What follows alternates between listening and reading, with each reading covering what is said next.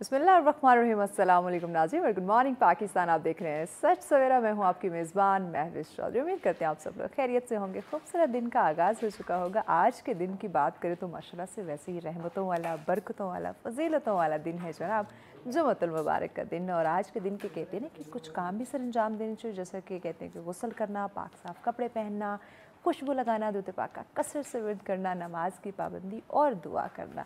दुआ की जब बात करते हैं, इस पर पूरा प्रोग्राम भी हम कर चुके हैं कि जहाँ आप अपने लिए दुआ करते हैं वहीं पे अपने अजीज़ों को, अपने वालिदैन के लिए भी दुआ किया करें। और ये ज़रूर कहूँगी कि सच सवेरा की टीम को और सच टीवी के मैनेजमेंट को भी अपनी दुआओं में शामिल रखिएगा। और एक और चीज़, खासकर इस मुल्क की अमन व सलामती के लिए भी ज़रूर आप लोगों ने दुआ करनी है। हमेशा की तरह आपको पता है बहुत ही अहम, बहुत ही ख़ास वैलिड मौज़ूआत लेकर आते हैं जिस पे गुफ्तगू होती है। आज का टॉपिक भी बहुत ही अहम है, वक्त की ज़रूरत है। हर इंसान अपनी ज़िंदगी में खूबसूरती चाहता है, खुशियाँ चाहता है। हर इंसान जो है उसको ज़हनी सुकून चाहिए। अब इन तमाम तर चीज़ों का जो एक लिंक है वो है हमारे मामलात से, हमारी नीयत से। हम क्या काम कर रहे हैं, जो भी काम कर रहे हैं उसके पीछे हमारा मकसद क्या है, हमारी नीयत क्या है, किस तरह से हम किसी काम को सरअंजाम देते हैं। बात की जाए तो बहुत ही कॉमन चीज़, हर इंसान ऑनेस्टी चाहता है, हर इंसान ईमानदारी, दयानतदारी के साथ जो है वो अपने आप को भी लेके चलना चाहता है और दूसरों से भी यही तवक्को करता है। लेकिन जब हम हालात हाज़रा को देखते हैं तो क्या हमें अमानतदार लोग मिलते हैं, या फिर हम देखें तो अमानत में ख़यानत करने वाले आपको हर मोड़ पे, हर जगह पे आपको जो है वो मिलेंगे। इवन अगर हम अपने घर की बात कर लें, अपने चार दीवारी की बात कर लें, तो क्या वहाँ पे भी तो ये चीज़ नहीं पाई जा रही कि हम अमानत में ख़यानत किए जा रहे हैं। रिश्तों की बात करें, हर छोटा बड़ा काम जो हमारी ज़िंदगी से रिलेट करता है, जो हमने जीते, जो हम कर रहे हैं, वो चाहे गुफ्तगू करना हो, चाहे किसी को मशवरा देना हो, चाहे किसी और कोई मामलात, कोई और काम हो, चाहे दफातर के काम हो वो करने हो, तो क्या उसमें हम अमानताई से काम कर रहे हैं, या फिर अपने साथ अगर मैं कहूँ तो हम अपने साथ ही मुखलस नहीं हैं, तो किसी और के साथ फिर हम कैसे रह सकते हैं। तो इन्हीं चीज़ों को मद्देनज़र रखते हुए हम बात करेंगे इस्लामी तालीमात के मुताबिक कि आया जब हम कुरान की तालीमात देखते हैं, जब हम नबी अकरम सल्लल्लाहु अलैहि वसल्लम की ज़िंदगी का मुताला करते हैं, तो हमें पता चलता है कि वो किस तरह से बेशक आप सादक और अमीन का लक़ब आपको दिया गया, और क्या आज के दौर में यकीनन हमारे रोल मॉडल वही होने चाहिए। लेकिन जब हम हमारी असल अपनी बुनियाद से हट जाते हैं तो बेशुमार मसाइल फिर हमारे सामने आते हैं। तो इसी पे हम बात करेंगे कि तालीम तो हमारे पास है, तरबियत का फुक़दान। और एक और चीज़ कि इन तमाम तर चीज़ों की वजह, ये तमाम तर मसाइल की जो बुनियादी वजह, वो जहाँ तक मैं समझती हूँ, अपने मेहमानों से भी हम जानेंगे कि दीन इस्लाम की तालीमात से दूर हो जाना, सिर्फ उतना समझना, उतना अडॉप्ट करना जो मुझे लगता है कि बस मेरी ज़ात तक या वक्ती ये मुझे फ़ायदा देगा, बस उसी हद तक जो है इस्लामी तालीमात को अडॉप्ट करना। शायद यही एक वजह है कि इस वक्त हम बात करते हैं कि हर दूसरा इंसान मुख्तलिफ़ डिजीज़ का शिकार है, हर दूसरा इंसान एंजाइटी, डिप्रेशन का शिकार है। तो उसका एक ही हल है इस्लामी तालीमात, कुरान का मुताला करना, समझना, पढ़ना, उसके मुताबिक ज़िंदगी गुजारना। तो आज हम इसी पे बात करेंगे कि ज़िंदगी में बहुत सारे मसाइल हैं, बहुत सारी वजूहात हो सकती हैं, लेकिन एक चीज़ जिसके हम कहते हैं जिससे बेशुमार जड़ें निकलती हैं, राहें निकलती हैं, कह लें कि बहुत सारी बुराइयों की जड़ कह लें, या बहुत सारी बुराइयों का जो जन्म देती हैं, बढ़ावा देती है, वो कह लें कि किसी इंसान का अमानतदार ना होना, अमानत में ख़यानत करना। एक कहते हैं ना कि एक मशवरा अगर कोई आपसे ले रहा है ना, तो अच्छी सलाह, अच्छा मशवरा देना, अच्छी एडवाइस करना भी अमानतदारी है, और अमानत में ख़यानत नहीं करना। अगर किसी ने आपको अपनी कोई बात बताई है तो राज़दारी, इसमें भी अगर आप अमानत में ख़यानत करेंगे तो अंजाम क्या होगा, इसी पे आज हम बात करेंगे। और इस पे गुफ्तगू के लिए मेहमान हमें ज्वाइन कर चुके हैं। मेहमानों का तारुफ़ करवाती हूँ जो हमें ज्वाइन कर चुके हैं। जल्द अज जल्द बिना ताक़ीद किए हम उनसे गुफ्तगू का आगाज़ कर सकें, क्योंकि यकीनन इंतहाई अहम टॉपिक है। मैं आप हम सब बहुत कुछ जानना चाहेंगे कि आया हम किस तरह से अमानतदार बन सकते हैं, और अगर अमानत में ख़यानत की जा रही तो इसका अंजाम दुनिया और आखिरत में क्या हो सकता है। हमारे आज के पहले मुअज़्ज़िज़ मेहमान जो हमारे साथ तशरीफ़ फरमा हैं, हमारे बेशतर प्रोग्राम में आप इन्हें देखते हैं माशाल्लाह माशाल्लाह से बहुत ही खूबसूरत अंदाज़े बयां रखते हैं जी। इस्लामिक स्कॉलर हैं, मुफ्ती महबूबुर रहमान साहब हमारे साथ हैं। अस्सलाम वालेकुम जी, बहुत शुक्रिया आपके वक्त देने का। हमारे साथ अगले हमारे मौजूद मेहमान जो तशरीफ़ फरमा हैं, आप भी सुलझी शख्सियत हैं जी, सैयद ज़ैन अब्बास साहब हमारे साथ हैं। अस्सलाम वालेकुम जी, बहुत शुक्रिया आपके वक्त देने का। नाज़रीन, उनके साथ हमारा बहुत ही प्यारा क्यूट सा बच्चा नात ख्वाह है जी, हमारे साथ तशरीफ़ फरमा है। शहबाज हैदर हमारे साथ है, बहुत शुक्रिया शहबाज, आपने वक्त दिया। दरख्वास्त करूँगी कि हमारे इस खूबसूरत प्रोग्राम का आगाज़ आप हमदे बारी ताला से कीजिए, बिस्मिल्लाह करें जी। मैं हूँ बंदा मेरा खुदा तू है, मैं हूँ बंदा मेरा खुदा तू है, लाइके सजदा सना तू है, मैं हूँ बंदा मेरा खुदा तू है, मेरी तुझसे बराबरी ही नहीं, मेरी तुझसे बराबरी ही नहीं, मैं फना हूँ मगर बका तू है, मैं हूँ बंदा मेरा खुदा तू है, किस जगह पर करूं गुनाह जाकर, किस जगह पर करूं गुनाह जाकर, हर तरफ तू है, हर जगह तू है, मैं हूँ बंदा मेरा खुदा तू है, मैं हूँ बंदा मेरा खुदा तू है, लाइके सजदा सना तू है, मैं हूँ बंदा मेरा खुदा तू है।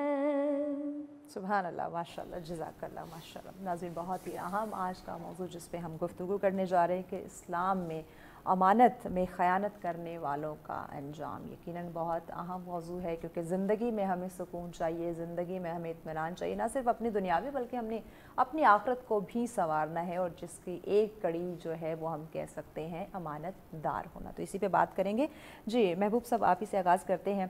पहले तो नाज़रीन की आसानी के लिए, क्योंकि मुझे लगता है कि हर इंसान ने अपने मुताबिक जो है वो अमानतदार होने की डेफिनेशन क्रिएट कर रखी है। इस्लाम की रूह से, इस्लामी तालीमात के मुताबिक अमानतदार होना किसे कहते हैं, बताइए। बिस्मिल्लाहिर्रहमानिर्रहीम। मोहतरमा महविश साहिबा, बहुत शुक्रिया आपका, आपने मरतबा फिर इनवाइट किया और ख़ूबसूरत उन्वान लेकर आई हैं। अल्लाह ताला मज़ीद बरकतें अता फरमाए। खालिक कायनात कुरान मजीद फुरक़ान हमीद के अंदर इरशाद फरमाता है, इन्नल्लाह यामुरुकुम अन तुअद्दुल अमानाति इला अहलिहा, कि बेशक अल्लाह तुम्हें हुक्म देता है कि तुम अमानतें जो उसके अहल हैं उन्हें सुपुर्द कर दो। अमानत क्या है? अमानत ये है कि जब कोई चीज़ शरई तकाज़ों के मुताबिक किसी के यहाँ रखी जाए तो उसकी पूरी पूरी पासदारी करना, चाहे वो माल की सूरत में हो, चाहे वो गुफ्तगू की सूरत में हो, चाहे वो आपके पास ऐसी चीज़ है कि जो आपने किसी को सुपुर्द करनी है उसने आपको ना दी हो। तो इन सूरतों में अमानत को अगर देखा जाए तो सबसे पहले हम जिस वक्त किसी बंदे को किसी ओहदे के लिए सिलेक्ट करते हैं, सही, तो ये एक ऐसी चीज़ है कि जो अल्लाह रब्बुल इज़्ज़त ने उस बंदे को अता की है जिसके पास अथॉरिटी है या जिसके पास मेजॉरिटी है। वो किसी बंदे को जिस वक्त सिलेक्ट करता है तो ज़ाहिर है उस अगले बंदे ने उसे नहीं दे रखी, ये इसी के पास है, ये उसको दे रहा है। तो अल्लाह रब्बुल इज़्ज़त शाह फरमाता है जो उसका अहल है उसे वो अमानत दें। जिस तरीके से हम देखते हैं कि कई जगहों पर खुसूसन आप یہ دیکھ لیں کہ جب کوئی سیاستدان وہ میدان سیاست میں آتا ہے تو وہ سیاست کا اہل نہ ہو، وہ قوم کی خدمت کرنے کا اہل نہ ہو، تو ایسے بندے کو جو امانت کے طور پر ووٹ بنتی ہے وہ اس کو نہ دی جائے۔ پھر اسی طریقے سے مختلف عہدے ہوتے ہیں، جب کوئی بندہ مسند صدارت پہ آ جاتا ہے، یا وہ وزیر اعظم ہوتا ہے یا بادشاہ ہوتا ہے، یا جس کے پاس جو اتھارٹی ہوتی ہے، اس کے ماتحت جو بندے ہوتے ہیں، اب وہ بندے ایسے ساتھ لگا لے کہ جو اس کے اہل ہی نہیں ہیں، وہ کام ہی نہیں کر سکتے، ان کے سپرد کریں گے تو ہر طرف بیڑا غرق ہی ہوگا۔ تو اللہ رب العزت فرماتا ہے کہ جب تم امانتیں دینے لگو تو ان کے اہل کو دو، یعنی اس بندے کو تم لے کر آؤ جو اس سیٹ کا حقدار بنتا ہے۔ پھر اسی طریقے سے گھر کے اندر اگر کوئی بندہ رہتا ہے تو اپنے گھر والوں کے ساتھ جو اس کا رویہ ہوتا ہے، ان کے ساتھ جو اٹھنا بیٹھنا گفتگو، اس کو عام لوگوں کے سامنے جا کر پھیلانا، یہ بھی ایک امانت ہے نا، جو اہل خانہ کی آپس میں گفتگو ہوتی ہے۔ نبی پاک صلی اللہ تعالیٰ علیہ وبارک وسلم کا ایک فرمان عالی شان ہے کہ اللہ تعالیٰ کی بارگاہ میں سب سے زیادہ جو بڑی امانت ہے وہ یہی ہے کہ اہل خانہ کی آپس میں جو گفتگو ہوتی ہے اس کو بیر معاشرے میں کسی کے سامنے نہ ظاہر کیا جائے۔ تو اس حوالے سے کئی اس طریقے سے، جیسے کہ آپ نے مشورے کا بھی کہا، ہم ہمدرد سمجھ کے وہ دوسروں کو بتا رہے ہوتے ہیں کہ میرے گھر میں میرے ساتھ یہ ظلم زیادتی ہو رہی ہے یا یہ کیا جا رہا ہے۔ جی جی، اسی طریقے سے جو مشاورت کے بارے سے آپ نے کیا، اللہ رب العزت نے نبی پاک صلی اللہ تعالیٰ علیہ وبارک وسلم کو حکم ارشاد فرمایا وَشَاوِرْهُمْ فِي الْأَمْرِ، اے پیارے محبوب آپس کے جو معاملات ہیں ان میں آپ ایک دوسرے کے ساتھ مشاورت کر لیا کریں۔ یہ جو مشورہ ہوتا ہے، یہ مشورہ بھی ایک امانت ہے۔ اور اسی طریقے سے جب کوئی بندہ کسی جگہ پہ رہتا ہے، چاہے وہ کسی جگہ پہ کام کرتا ہے، چاہے کسی کے گھر میں رہتا ہے، کسی کے انڈر رہنے والا، وہ بندہ جب کہیں رہ رہا ہے تو اب اس گھر کا وہ امین ہے، یعنی کہ اس گھر کے لیے وہ امانت دار ہے، یعنی اس گھر کے جتنا بھی ساز و سامان مال و متاع ہے اس کے ذمہ ہے کہ ان کی حفاظت کرے اور اس گھر کی عزت کا خیال رکھے۔ جیسا کہ سورہ یوسف میں حضرت یوسف علیہ السلام اللہ کے نبی جو عزیز مصر کے پاس رہتے تھے اور ان کے اوپر بہتان لگا، تو پھر اس کے بعد جس وقت ان کی رہائی ہونے لگی، اس وقت خالق کائنات قرآن مجید فرقان حمید کے اندر ارشاد فرماتا ہے کہ حضرت یوسف علیہ السلام نے یہ پیغام دے کر بھیجا کہ انی لم اخنہ بالغیب، اے عزیز مصر میں نے تیری عدم موجودگی میں کوئی خیانت نہیں کی، میں امانت دار ہوں۔ ان اللہ لا یہدی کید الخائنین، اللہ خائن جو لوگ ہوتے ہیں، جو خیانت کرنے والے ہوتے ہیں، ان لوگوں کی اللہ تعالیٰ جو چالیں ہوتی ہیں انہیں بھی اللہ راہ نہیں دکھاتا۔ تو یہ امانت اپنے اندر بہت بڑا وسیع مفہوم رکھتی ہے۔ تو ہر شعبے کے اندر ہمیں امانت کے ساتھ، دیانت کے ساتھ اور اچھائی کے ساتھ کام کرنے کی ضرورت ہے۔ کیا بات ہے سید زینب صاحب، بڑے خوبصورتی کے ساتھ مفتی محبوب الرحمان صاحب نے وضاحت فرما دی کہ آیا امانت کیا ہے اور کن کن جگہوں پہ، یعنی کہ کہیں تو پوری زندگی کے ہر ایک چھوٹے بڑے پہلو سے جو ہے وہ منسلک ہے امانت۔ آیا اسلام میں امانت کی حفاظت پر کیوں زیادہ زور دیا گیا؟ بسم اللہ الرحمن الرحیم۔ خدا سے دعا ہے کہ اس مختصر وقت میں جو بات کریں اس کو خدا عبادت شمار کرے، اپنا ذکر شمار کرے۔ مفتی صاحب نے بہت ہی خوبصورتی سے قرآن مجید کی روایات کا حوالہ دیتے ہوئے اس موضوع کو پھیلا دیا، اور میرا خیال ہے یہیں سے ہمارا راستہ نکلتا ہے۔ قرآن نے چند چیزوں کے بارے میں بڑا قطعی حکم دیا ہے، ان میں سے ایک امانت ہے، یعنی کیٹیگوریکلی کہہ دیا کہ امانتوں کو پہنچاؤ۔ یا دوسری جو ایک جگہ پہ آیت میں خدا کہتا ہے کہ خدا خیانت کاروں کو پسند نہیں کرتا، یعنی اب یہ اتنا ایبسولوٹ قسم کا جملہ ہے کہ خدا کی ناپسندیدگی کون چاہے گا، کوئی بھی نہیں۔ اور اب یہاں سے ہمیں پھر یعنی یہ تلاش کرنے کی ضرورت پڑتی ہے کہ کہیں کسی آسپیکٹ میں ہم اس زمرے میں شمار تو نہیں ہو جاتے کہ خدا نہ خواستہ کہ ہم خیانت کر رہے ہوں، کیونکہ اب وہ ایک ٹریڈیشنل انداز تو نہیں ہے، ظاہر ہے بینکس آ گئے ہیں، یعنی پرانے زمانے میں ہوتا تھا کہ لمبے سفر پہ جا رہے ہیں لوگ اور پیسے رکھوا کر جاتے ہیں، تو اس وقت میں خیانتوں کا ایک دور تھا، تو اب وہ ٹریڈیشنل انداز تو نہیں رہا، لیکن ظاہر بالکل، لیکن اس کے باوجود ہم دیکھتے ہیں کہ یعنی اس کے پھر جو امپلیکیشنز ہیں وہ بھی آج کے دور کے مطابق چینج ہو گئے ہیں، اور جس طرح قبلہ ارشاد فرما رہے تھے کہ مشورہ ہو گیا، ووٹ ہو گیا، لوگوں کو کسی منصب پہ پہنچانا، یہ ساری چیزیں امانت کی اور امانت اور خیانت کے ترازو میں تولی جانی چاہیے۔ بالکل۔ مسئلہ یہ ہے کہ اسلام معاشرے میں ایک بیلنس کریٹ کرنا چاہتا ہے. سوسائٹل بیلنس جب تک نہیں ہوگا معاشرے کا کوئی بھی پلر اپنی جگہ پہ کھڑا نہیں ہو سکے گا. سو قرآن نے کیٹیگریکلی اس ایک فیکٹر کو اتنا زیادہ ایمفسائز کیا ہے کہ اگر یہ نہیں ہوگا تو سوسائٹی اپنی جگہ پہ کھڑی ہی نہیں ہو سکے گی. اور اسلام تو آیا ایک صالح معاشرہ کریٹ کرنے کے لیے, ایسا معاشرہ جو یہ پورا نظام درہم برہم ہو جائے گا. یعنی اگر ایک شخص بے ایمان ہے جو امانت کا خیال نہیں رکھتا, یہ ایک فرد پورے معاشرے میں عدم اعتماد پیدا کر دے گا. معاشرے میں ہر فرد دوسرے سے خوف کھائے گا کہ نہیں معلوم میں اس پہ اعتماد کروں یا نہ کروں. تو اب ایک فرد کی اس کوتاہی سے پورا معاشرہ ڈسٹرب ہو جاتا ہے. اور جب معاشرے میں مطلب ایک رواج ہو امانت داری کا تو پورا معاشرہ پیس میں ہوتا ہے. مجھے معلوم ہے کہ میری امانت میں خیانت کوئی نہیں کرے گا. اسی طرح ساتھ والے کسی اور فرد کے لیے بھی. جب یہ معاشرے میں ذہنی سکون اور پھر خدا کی طرف بڑھنے, یعنی پورے معاشرے کو خدا کی طرف بڑھنے کا باعث بنتا ہے. اور اس کے برعکس اگر ہو جائے تو پھر ایسے ہی ہوگا کہ پورا معاشرہ ایک انتشار کا شکار ہو جائے گا. یعنی خود امانت داری اور یہ پھیل جاتی ہے. یعنی امانت میں خیانت کرنے کا مطلب ہے وعدہ وفا نہ کرنا. امانت میں خیانت کا مطلب ہے کہ جھوٹ بولنا. امانت میں خیانت کا مطلب ہے کرپشن کی بنیاد بنانا. یہیں سے ساری یعنی معاشرے کی برائیاں پھر پھیلتی چلی جاتی ہیں اس ایک فیکٹر کی وجہ سے.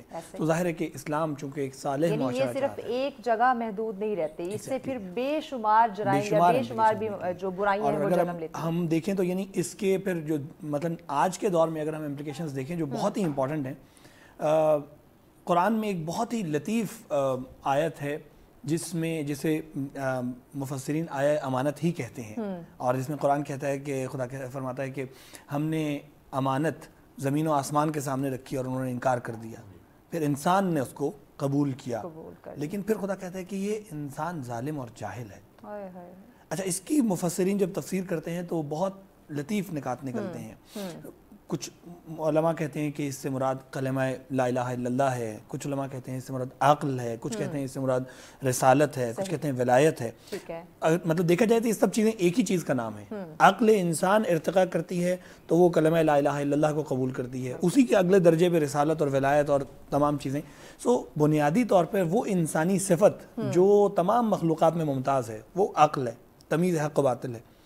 یہ عظیم ترین انسانی امانت ہے جو خدا نے انسان کو دی, اور باقی تمام مخلوقات اس سے نہیں لے سکیں اس کو. اگر اس اعتبار سے دیکھا جائے تو پورا انسانی معاشرہ خدا کی اس عظیم امانت کا امانت دار ہے. اب اس امانت میں خیانت, یعنی یہ میرا خیال ہے ہمارے جو خاص طور پہ جوان ہیں یا اسٹوڈنٹس ہیں کہ اپنی صلاحیات, انسانی صفات کو نکھارنا, انسانی شخصیت کو تکامل تک نہ پہنچانا, خود یہ خدا کی اس عظیم امانت میں خیانت کا باعث ہوگا. ہم اپنی ذات کو, یعنی میں اگر اپنی خدا نے مجھے ایک صلاحیت دے رکھی ہے اور میں اس پہ محنت نہیں کرتا, اپنی سستی کی وجہ سے اس کو پالش کر کے اس کو نکھارتا نہیں ہوں, میں خدا کی اس عظیم امانت میں ماڈرن لینگویج میں کہیں تو جو ہم اپنے کمفرٹ زون میں رہتے ہیں ہم اس سے باہر نہیں نکلتے. یعنی آپ یوں دیکھیں کہ ہم خدا کی اس عظیم یونیورس کی جو پینٹنگ ہے اس کا ہر انسان یا ہر مخلوق ایک خوبصورت پکسل ہے. اگر وہ شائن نہیں کرے گا, وہ اپنی بریلنس شو نہیں کرے گا, تو ہم خدا کی اس عظیم پینٹنگ کو خراب کرنے کا باعث بن رہے ہیں. یہ امانت میں خیانت ہے, یہ عظیم ترین امانت ہے. مزید بھی ہم بات کرتے ہیں ناظرین, بریک کی جانب بڑھنا ہے. بہت وسیع, بہت اہم ٹاپک ہے. اپنے مہمانوں سے مزید بھی اس حوالے سے جانتے ہیں امانت میں خیانت کرنے کا انجام کیا ہو سکتا ہے اسلام میں, اس پہ بات کرتے ہیں, لیکن اس بریک کے بعد ساتھ رہیے. ویلکم بیک ناظرین, آپ دیکھ رہے ہیں سچ سویرا. آج ہم بات کر رہے ہیں بہت ہی اہم ٹاپک پہ. ہم بات کر رہے ہیں کہ امانت میں جب ہم خیانت کرتے ہیں تو اسلام میں اس کی کیا سزا ہے, کیا انجام ہے, اور کس طرح سے ہماری دنیا اور آخرت جو ہے وہ تباہ ہو سکتی ہے. اسی پہ ہم بات کریں. مہمان ہمارے ساتھ تشریف فرما ہے مفتی محبوب الرحمان صاحب. بتائیے گا کہ کیا امانت میں خیانت کرنا یہ گناہ کبیرہ میں آئے گا یا صغیرہ میں آئے گا؟ دیکھیے, کچھ گناہ ایسے ہوتے ہیں کہ جن کا خالق کائنات نے منع فرمایا, اور کچھ ایسے ہیں کہ جن کو انسانی عقل جو ہے ان کو تسلیم نہیں کرتی. جیسا کہ کئی ادب کے پہلو ہیں. قرآن پاک میں اگر واضح نصوص موجود نہ ہوں, نبی پاک صلی اللہ تعالیٰ علیہ وآلہ وسلم کے فرامین عالی شان میں نہ ہوں, لیکن حضور علیہ الصلوۃ والسلام کی صحبت پانے والے یا حضور کی اہل بیت اطہار میں سے انہوں نے جو فرامین ہمارے لیے جاری کیے ہیں وہ ہمارے لیے ان پر عمل کرنا ہمارے لیے مستحب ہوتا ہے. اور اگر اللہ تعالیٰ نے حکم دیا ہے تو وہ ہمارے لیے فرض اور ضروری ہے، اور اسی طریقے سے جن امور سے خالق کائنات نے منع کیا، جن کا حکم دیا ان کا بجا لانا ضروری ہے، اور جن سے منع کیا ہے ان سے اجتناب کرنا ضروری ہے۔ جب اللہ رب العزت نے اس گناہ سے، خیانت سے اللہ رب العزت نے جب منع کیا، سرکار دو عالم صلی اللہ تعالیٰ علیہ وبارک وسلم ہے کہ کئی فرامین عالی شان اس طرح کے ملتے ہیں جن میں آقا علیہ السلام نے خائنین کے ساتھ نفرت کا اظہار فرمایا، اور قیامت والے دن اللہ رب العزت ان خائنین کے ساتھ جو برتاؤ فرمائے گا اس کا آقا علیہ السلام نے ذکر خیر فرمایا۔ تو اس سے یہ پتہ چلتا ہے کہ یہ گناہ کبیرہ ہے، یہ صغیرہ گناہ نہیں ہے، چھوٹے گناہوں میں سے نہیں ہے۔ اور جس طریقے سے اس کے مختلف پہلو بھی بیان کیے گئے، اور وہ پہلو بھی اگر ہم دیکھیں تو ہمیں یہ پتہ چلتا ہے کہ یہ گناہ کبیرہ میں سے ہے، صغیرہ گناہوں میں سے نہیں ہے۔ سب سے پہلے تو یہ ہے کہ اگر کسی کا مال کسی کے ہاں رکھا جاتا ہے، وہ پیسوں کی صورت میں ہو یا کسی اور چیز کی صورت میں ہو، وہ کسی کے پاس امانت کے طور پر رکھا جائے اور اسے اگر کوئی ناحق کھاتا ہے تو اللہ رب العزت نے اسے بھی منع فرمایا ہے کہ آپس میں ایک دوسرے کا مال ناحق طریقے سے نہ کھاؤ۔ تو ناحق طریقے سے کھانا یہ بھی گناہ کبیرہ ہے۔ اس سے یہ پتہ چلتا ہے کہ خیانت ایک کبیرہ گناہ ہے، یہ چھوٹا گناہ نہیں۔ اسی طریقے سے جو آپس کی باہمی گفتگو اور اس کو خالق کائنات نے قرآن مجید فرقان حمید کے اندر جو بیان فرمایا کہ آپس میں یا ایھا الذین آمنوا اجتنبوا کثیرا من الظن، تم اپنے آپ کو ظن سے بھی بچاؤ، ان بعض الظن اسم، بعض گمانات ایسے ہوتے ہیں جو گناہ کی حد تک پہنچ جاتے ہیں۔ ولا تجسسوا، اور ایک دوسرے کی جاسوسی بھی نہ کرو، ولا یغتب بعضکم بعضا، ایک دوسرے کی غیبت بھی نہ کرو۔ تو یہ امور اہل خانہ اور ایک دوسرے جہاں پر لوگ رہتے ہیں، چاہے وہ کسی ہاسٹل میں رہنے والے اسٹوڈنٹس ہوں یا کسی فیکٹری میں کام کرنے والے ملازمین ہوں، جہاں کہیں بھی اکٹھے رہتے ہیں، تو ان سب کو اللہ رب العزت نے اسے منع فرمایا ہے کہ یعنی ایک دوسرے کے ساتھ تمہارا جو برتاؤ ہے وہ کس طریقے سے ہونا چاہیے، اور ایک دوسرے کے جو راز ہیں ان کو فاش نہیں کرنا چاہیے، ان پر پردہ پوشی ڈالنی چاہیے۔ اور آقا علیہ السلام کا فرمان عالی شان ہے، جو کسی بندہ مومن کے عیبوں پر پردہ پوشی ڈالتا ہے، اللہ رب العزت قیامت والے دن اس کے عیبوں پہ پردہ پوشی ڈالے گا۔ تو یہ ایک ایسا خیانت گناہ ہے کہ جو گناہ کبیرہ ہونے کے ساتھ ساتھ دنیا کے اندر بھی اس معاشرے میں خرابی کا باعث بنتا ہے، اور آخرت میں بھی بندہ اپنے لیے نار جہنم کما رہا ہوتا ہے۔ تو نبی پاک صلی اللہ تعالیٰ علیہ وبارک وسلم آپ سے خالق کائنات نے قرآن مجید فرقان حمید کے اندر یہ ارشاد فرمایا کہ عہد اگر کسی کے ساتھ کیا جائے، کسی کے ساتھ ایگریمنٹ کیا جائے، تو وہ بھی پورا کرنا جو ہوتا ہے وہ ایک امانت ہے۔ اور آقا علیہ السلام کو یہ فرمایا گیا کہ اگر کوئی خیانت کرتا ہے، یعنی وہ اپنا عہد پورا نہیں کرتا، جو بھی کسی کام کے اندر ہم ایگریمنٹ کرتے ہیں تو یہ ہمارا ایک عہد نامہ ہوتا ہے، وہ اس کا عہد جو ہے وہ ہمارے پاس امانت ہوتا ہے۔ اگر اس کے اندر کوئی آدمی خیانت کر لے، آج تو عموماً اس طرح ہوتا ہے، خصوصاً پراپرٹی کے معاملات کے اندر عموماً اس طرح ہوتا ہے کہ لوگ جس وقت کوئی چیز خریدتے ہیں، کوئی پلاٹ وغیرہ خریدتے ہیں، مکان خریدتے ہیں، اور اس کے بعد اگر کوئی زیادہ قیمت دینے والا آ جاتا ہے تو اس پر لوگ اس کو بیچ دیتے ہیں، اور یہ خیانت عموماً ہو رہی ہے۔ اور نبی پاک صلی اللہ تعالیٰ علیہ وبارک وسلم کی حیات طیبہ میں دیکھیں تو آقا علیہ السلام جا رہے تھے تو راستے میں ایک رابی نظر آیا، اس نے ایک جانور پکڑا ہوا ہے، گھوڑا۔ آقا علیہ السلام کو پسند آیا تو آقا علیہ السلام نے فرمایا کہ یہ گھوڑا مجھے بیچ دو۔ آپس میں معاملات طے ہوئے، حضور علیہ السلام نے فرمایا پیسے میرے پاس نہیں ہیں، میں جاتا ہوں گھر سے پیسے اٹھا کے لے آتا ہوں۔ اب آقا علیہ السلام جس وقت جانے لگے نا تو اس نے پیچھے ایک اور بندے کو اضافی رقم اس نے دی، تو اس نے کہا کہ میں تمہیں بیچتا ہوں۔ نبی پاک صلی اللہ تعالیٰ علیہ وبارک وسلم کے ساتھ خیانت کر رہا ہے، اور آقا علیہ السلام نے جس وقت جا رہے تھے اس نے پیچھے سے آواز دی، آواز دے کے کہنے لگا کہ میں اس کو اتنے کا بیچ رہا ہوں۔ آقا علیہ السلام نے فرمایا یہ آپ نے تو مجھے بیچا ہے۔ اس نے کہا کوئی گواہ؟ اچھا، جس وقت سودا ہو رہا تھا کہ کوئی گواہ موجود نہیں تھا، حضرت خزیمہ رضی اللہ تعالیٰ عنہ آپ آئے اور انہوں نے کہا یا رسول اللہ صلی اللہ علیہ وسلم میں اس بات کی گواہی دیتا ہوں یہ گھوڑا آپ نے اس سے خریدا ہے۔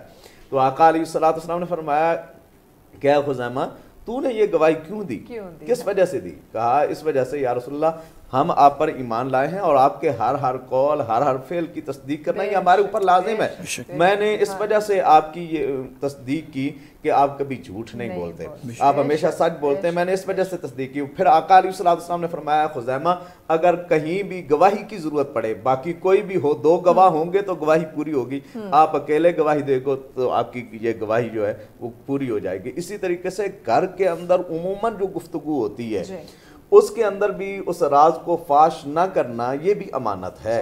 ان لائٹر موڈ خواتین کی اگر میں بات کروں تو جہاں 2-4 خواتین بیٹھ جاتی ہیں تو وہ ایک دوسرے کے ساتھ, مجھے فلاں کی بات پتہ چلی ہے, تم میری بڑی اچھی دوست ہو, بڑی بہن ہو, تو میں تمہارے ساتھ شیئر کر رہی ہوں, تم کسی اور کو نہ بتانا, وہ آگے 4 اور کو بتا دیتی ہے. تو مجھے لگتا ہے کہ اس معاملے میں خواتین زیادہ امانت میں خیانت کر رہی ہیں. جی بالکل اسی طریقے سے جیسا کہ سورہ حجرات کی جو آیت کریمہ میں نے پڑھی اس سے اگلی آیت میں اللہ رضا شاہ فرماتا ہے یا ایھا الذین آمنوا لا یسخر قوم من قوم عسى ان یکونوا خیرا منہم ولا نساء من نساء عسى ان یکن خیرا منہن, کہ تم ایک دوسرے کا مذاق آپس میں بیٹھ کر نہ اڑایا کرو. ہو سکتا ہے جس کا مذاق اڑایا جا رہا ہے وہ تم سے بہتر ہو. اور عورتیں, یہ اسپیشلی اللہ رب العزت نے نساء لفظ کہہ کر فرمایا کہ عورتیں بھی ایک دوسرے کا مذاق نہ اڑائیں. تو آپس میں جس وقت بندہ بیٹھتا ہے تو اس وقت کئی ایسی گفتگو آپس میں بندہ کرتا ہے کہ جو غیبت کے زمرے میں آتی ہے. کئی ایسے راز ہوتے ہیں کہ جو دوسرے کو بتانے نہیں چاہیے, وہ ایک دوسرے کو جس وقت بتاتے ہیں وہ راز کا فاش کرنا یہ بھی جو ہے یہ ایک گناہ ہے اور امانت کے اندر خیانت کرنا ہے.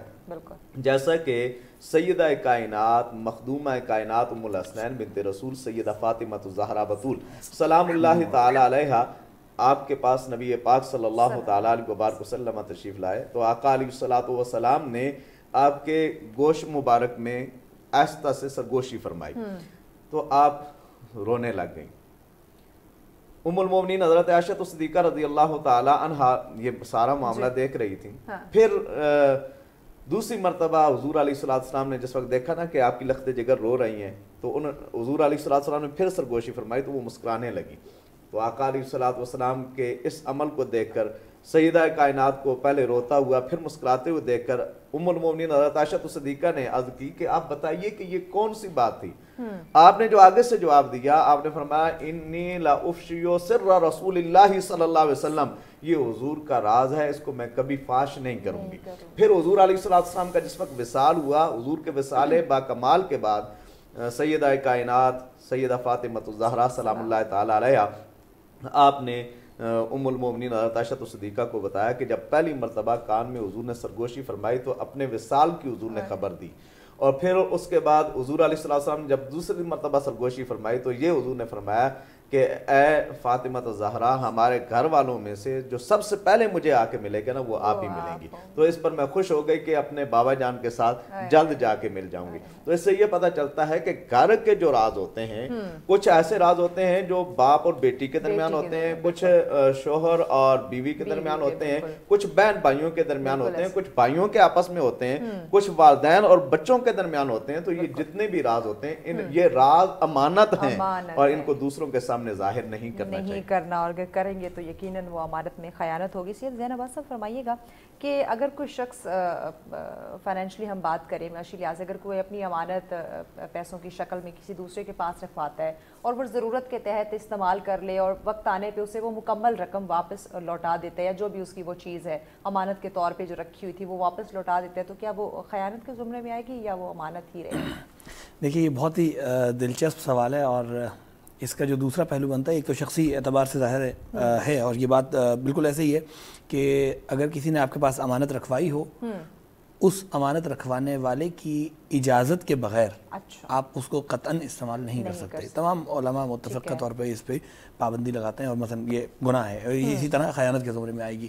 لیکن یہاں سے جو ایک دلچسپ نقطہ نکلتا ہے وہ یہ کہ ہمارا modern economic system, currency based economy جو چل رہی ہے, یہ سب کے سب اس پہ چل رہی ہے. اور یہی وجہ ہے کہ اکثر علماء یا فقہا اس کو صرف بطور جبر قبول کرنے پہ متفق ہیں, اس کرنسی بیسڈ اکنامک سسٹم کو, کیونکہ ایکسپلائٹیشن پہ بیسڈ ہے سارا کا سارا سسٹم. اب تو بہرحال تھوڑا سا قوانین بن گئے ہیں تو بینکس آپ سے پوچھ لیتے ہیں کہ جو آپ کا پیسہ ہے یہ ہم بزنس میں استعمال کریں گے وغیرہ وغیرہ.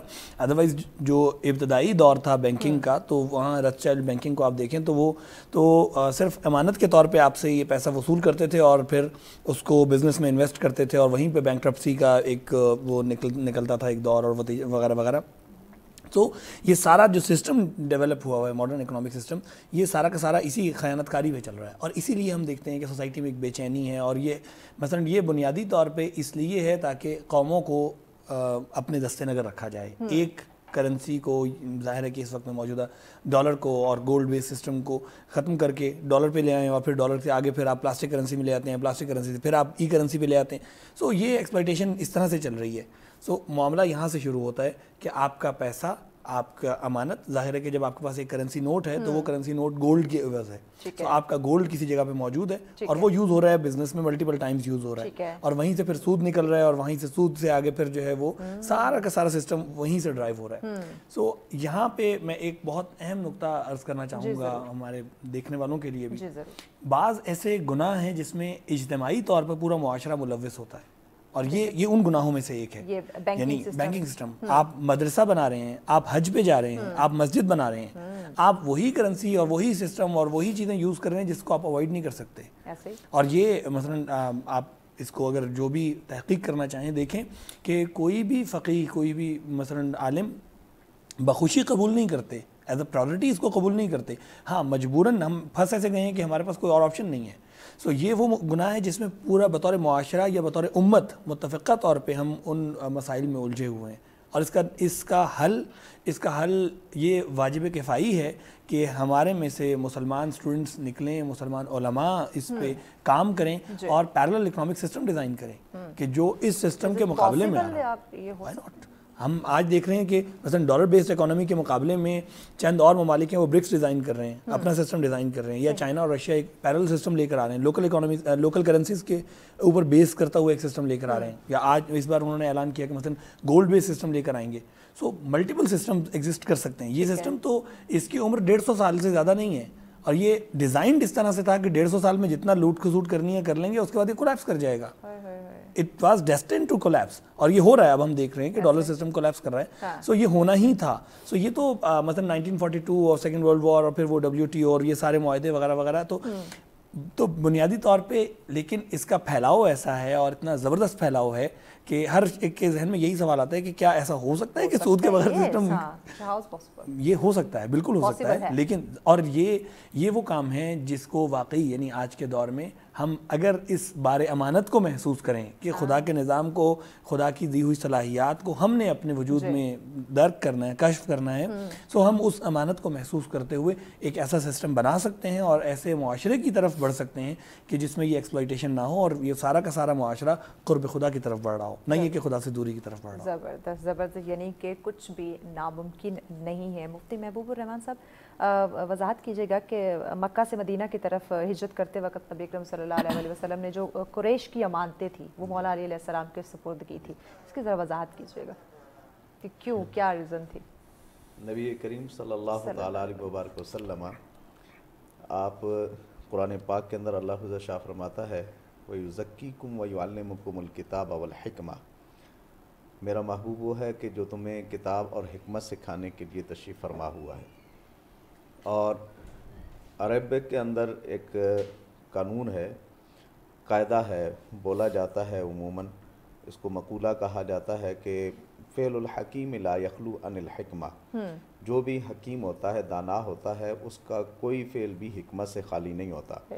اور نبی پاک صلی اللہ تعالیٰ علیہ وبارک وسلم یہ عمل اس ہستی کے لیے فرما رہے ہیں جس کے بارے میں سرکار دو عالم صلی اللہ تعالیٰ علیہ وبارک وسلم نے خود فرمایا انا مدینۃ الحکمت و علی بابھا، میں حکمت کا شہر ہوں اور علی اس کا دروازہ ہے. اور نبی پاک صلی اللہ تعالیٰ علیہ وبارک وسلم کا یہ بھی فرمانے عالیشان ہے کہ اے علی، تیری اور میری نسبت اس طرح ہے جس طریقے سے موسیٰ کو ہارون کے ساتھ نسبت حاصل ہے، لیکن میرے بعد کوئی نبی نہیں آنے والا. تو نبی پاک صلی اللہ تعالیٰ علیہ وبارک وسلم اس نسبت کو بھی ظاہر فرما رہے ہیں، اور ساتھ ساتھ آقا علیہ الصلوۃ والسلام یہ بتانا چاہتے ہیں کہ عالم جاہلیت کے اندر بھی جس ذات کو لوگ صادق و امین کہتے ہیں وہ ذات محمد مصطفیٰ صلی اللہ تعالیٰ علیہ وبارک وسلم کی ہے، اور اس امین کی امانتوں کو سپرد کرنے کا جو وارث ہے وہ مولا حیدر کرار علی المرتضیٰ شیر خدا کرم اللہ وجہ الکریم کی ذات گرامی ہے۔ تو نبی پاک صلی اللہ تعالیٰ علیہ وآلہ وسلم ہجرت کی رات، بریک لینی ہے، بریک کے بعد اس واقعے کو، اس بات کو ہم مکمل کرتے ہیں کیونکہ بہت ہی اہم یہ پہلو ہے، بہت ہی اہم بات ہے ناظرین، یقیناً پورا ٹاپک بہت اہم ہے، مزید ان ڈیٹیل گفتگو کرتے ہیں اپنے مہمانوں سے، لیکن اس بریک کے بعد ہمارے ساتھ رہیے۔ ویلکم بیک ناظرین، آپ دیکھ رہے ہیں سچ سویرا۔ آج کا ٹاپک بہت ہی اہم، امانت میں خیانت کرنے کا انجام اسلام میں کیا ہے اس پہ ہم بات کریں۔ یقیناً یہ ایک خیانت کی جب ہم بات کرتے ہیں یہ گناہ کبیرہ ہے اور اپنے آپ کو اس سے ہمیں بچانا ہے، کس طرح سے اس کا انجام کیا ہے اور کس طرح سے دنیا اور آخرت میں کیا اس کی سزا ہو سکتی ہے، اسی پہ ہم بات کر رہے ہیں۔ مہمان ہمارے ساتھ تشریف فرمائے۔ جی مفتی محبوب الرحمان صاحب، آپ اپنی وہ بات مکمل کر لیجئے کہ نبی کریم صلی اللہ علیہ وسلم نے قریش کی جو امانتیں ہیں وہ مولا علی کے سپرد کیوں کی تھی؟ مکہ کے بڑے بڑے رؤساء اور سردار جو کفار مکہ ہیں اور نبی پاک صلی اللہ تعالیٰ علیہ وآلہ وسلم کو کئی مواقع پر اذیتیں بھی پہنچا چکے ہیں۔ نبی پاک صلی اللہ تعالیٰ علیہ وآلہ وسلم کے پاس امانتیں رکھتے ہیں اور کہا جاتا ہے الفضل ما شاہدت بہ الاعداء، فضیلت وہی ہوتی ہے جس پر دشمن بھی گواہیاں دے۔ تو نبی پاک صلی اللہ تعالیٰ علیہ وآلہ وسلم دشمن بھی صادق و امین مانتے ہیں، اور نبی پاک صلی اللہ تعالیٰ علیہ وآلہ وسلم مولا حیدر کرار علی المرتضیٰ کرم اللہ وجہ الکریم کو پیچھے ان امانتوں کا نگہبان بنا رہے ہیں۔ ایک تو اس بات کی طرف اشارہ ہے کہ امانتوں کو سپرد کرنے کی اہلیت وہ مولا حیدر کرار علی المرتضیٰ کرم اللہ وجہ الکریم کے اندر ہے۔ دوسرا یہ ہے کہ جو خاص قرب رسول کریم صلی اللہ تعالیٰ علیہ وآلہ وسلم کے ساتھ مولا حیدر کرار علی المرتضیٰ کرم اللہ وجہ الکریم کو ہے، یہاں تک کہ اٹھنا بیٹھنا ایک ہی جگہ پہ رسول کریم صلی اللہ تعالیٰ علیہ وآلہ وسلم کے ساتھ، تو وہ یہ بھی جانتے تھے کہ یہ امانتیں کس کس کی ہیں، اور پھر آقا علیہ الصلوۃ والسلام نے کچھ امانتوں کے بارے میں بتلایا بھی کہ یہ فلاں فلاں کی امانتیں ہیں، ان کو دے دینا۔ اچھا، اس رات کی ایک خاص بات یہ تھی، کہا جاتا ہے نا کہ زندگی موت کی امانت ہے، ایسے یہ کہا جاتا ہے، یہ زندگی بھی کس کی امانت ہے؟ موت کی امانت ہے۔ ایک دن بندے نے دنیا سے جانا ہے، کل من علیہا فان ویبقی وجہ ربک ذو الجلال والاکرام، باقی رہنے والی ذات پروردگار کی ہے۔ مولا حیدر کرار علی المرتضیٰ کرم اللہ الکریم آپ فرماتے ہیں کہ آقا علیہ الصلوۃ والسلام نے فرمایا علی یہاں پر آپ لیٹ جاؤ۔ آپ فرماتے ہیں کہ جو مزے کی نیند اس رات آئی نا وہ کسی رات میں نہیں آئی، اس رات میں بڑی مزے کی نیند آئی۔ اور دوسرا یہ کہ لوگوں نے پوچھا کہ اے علی آپ کو نیند آ گئی تھی بستر کے اوپر؟ آپ نے فرمایا ایسی نیند تو پہلے کبھی نہیں آئی۔ اور دوسرا یہ آپ سے کہا گیا کہ آپ کو کسی قسم کا ڈر محسوس نہیں ہوا؟ آپ نے فرمایا کہ پہلے ڈر ہوتا تھا کہ صبح اٹھوں گا یا نہیں اٹھوں گا، اب نبی پاک صلی اللہ تعالیٰ علیہ وآلہ وسلم کی وما ینطق عن الہویٰ والی زبان سے نکلا تھا کہ صبح اٹھ کے امانتیں دے کر آنا، مجھے یقین ہو گیا تھا کہ صبح اٹھنا ہے۔ تو نبی پاک صلی اللہ تعالیٰ علیہ وآلہ وسلم نے جو کہہ دیا ہے سرکار دا او ایک بوہا حق دی جتھے ہر ویلے ہوہا، آپ دا ہر ہر لفظ زبانوں ان ہوا الا وحی یوحا، حضور کا ہر ہر قول جو ہے وہ وحی خدا ہے۔ تو آقا علیہ السلام نے فرمایا کہ آپ صبح اٹھ کر امانتیں دینا۔ اب جس وقت صبح کے وقت مولا حیدر کرار علی المرتضیٰ کرم اللہ الکریم اٹھے بیدار ہوئے تو کافروں نے محاصرہ کیا ہوا ہے۔ حضرت علی المرتضیٰ کرم اللہ الکریم جس وقت سامنے آتے ہیں تو آپ کو دیکھ کر وہ انگشت بدندہ ہو جاتے ہیں کہ یار یہ کیا، جب سوئے تھے تو محمد ہیں، جاگے ہیں تو علی ہیں، تو پریشان ہوئے کہ یہ کیا ماجرا ہے۔ پھر حضرت علی المرتضیٰ کرم اللہ الکریم نے جو جس کی جو امانتیں تھیں وہ امانتیں دے کر حضرت علی المرتضیٰ کرم اللہ الکریم نے ان کو رخصت کیا۔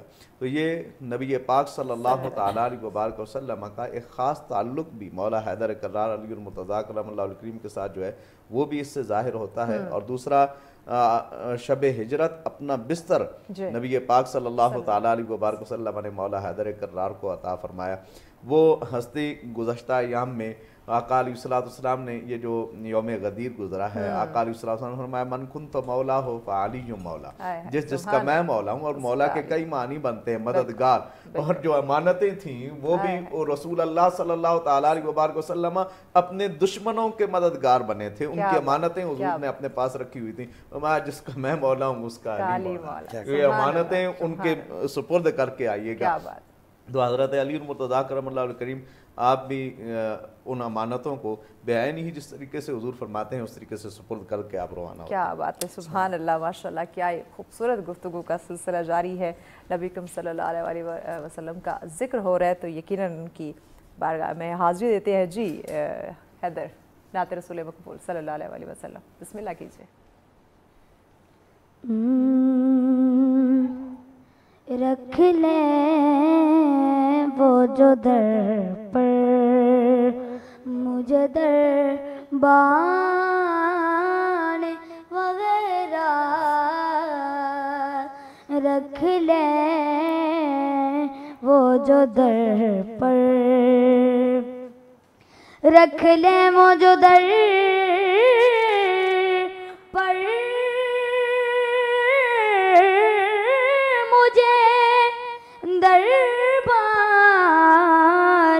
وغیرہ، پھر کیا ہے میرے سامنے سلطان وغیرہ، رکھ لیں وہ جو در پر. خیرات ملی ہو جنہیں سرکار کے در سے، دنیا کے اٹھاتے نہیں احسان وغیرہ، دنیا کے اٹھاتے نہیں احسان وغیرہ، رکھ لیں وہ جو در پر. آقا کی چٹائی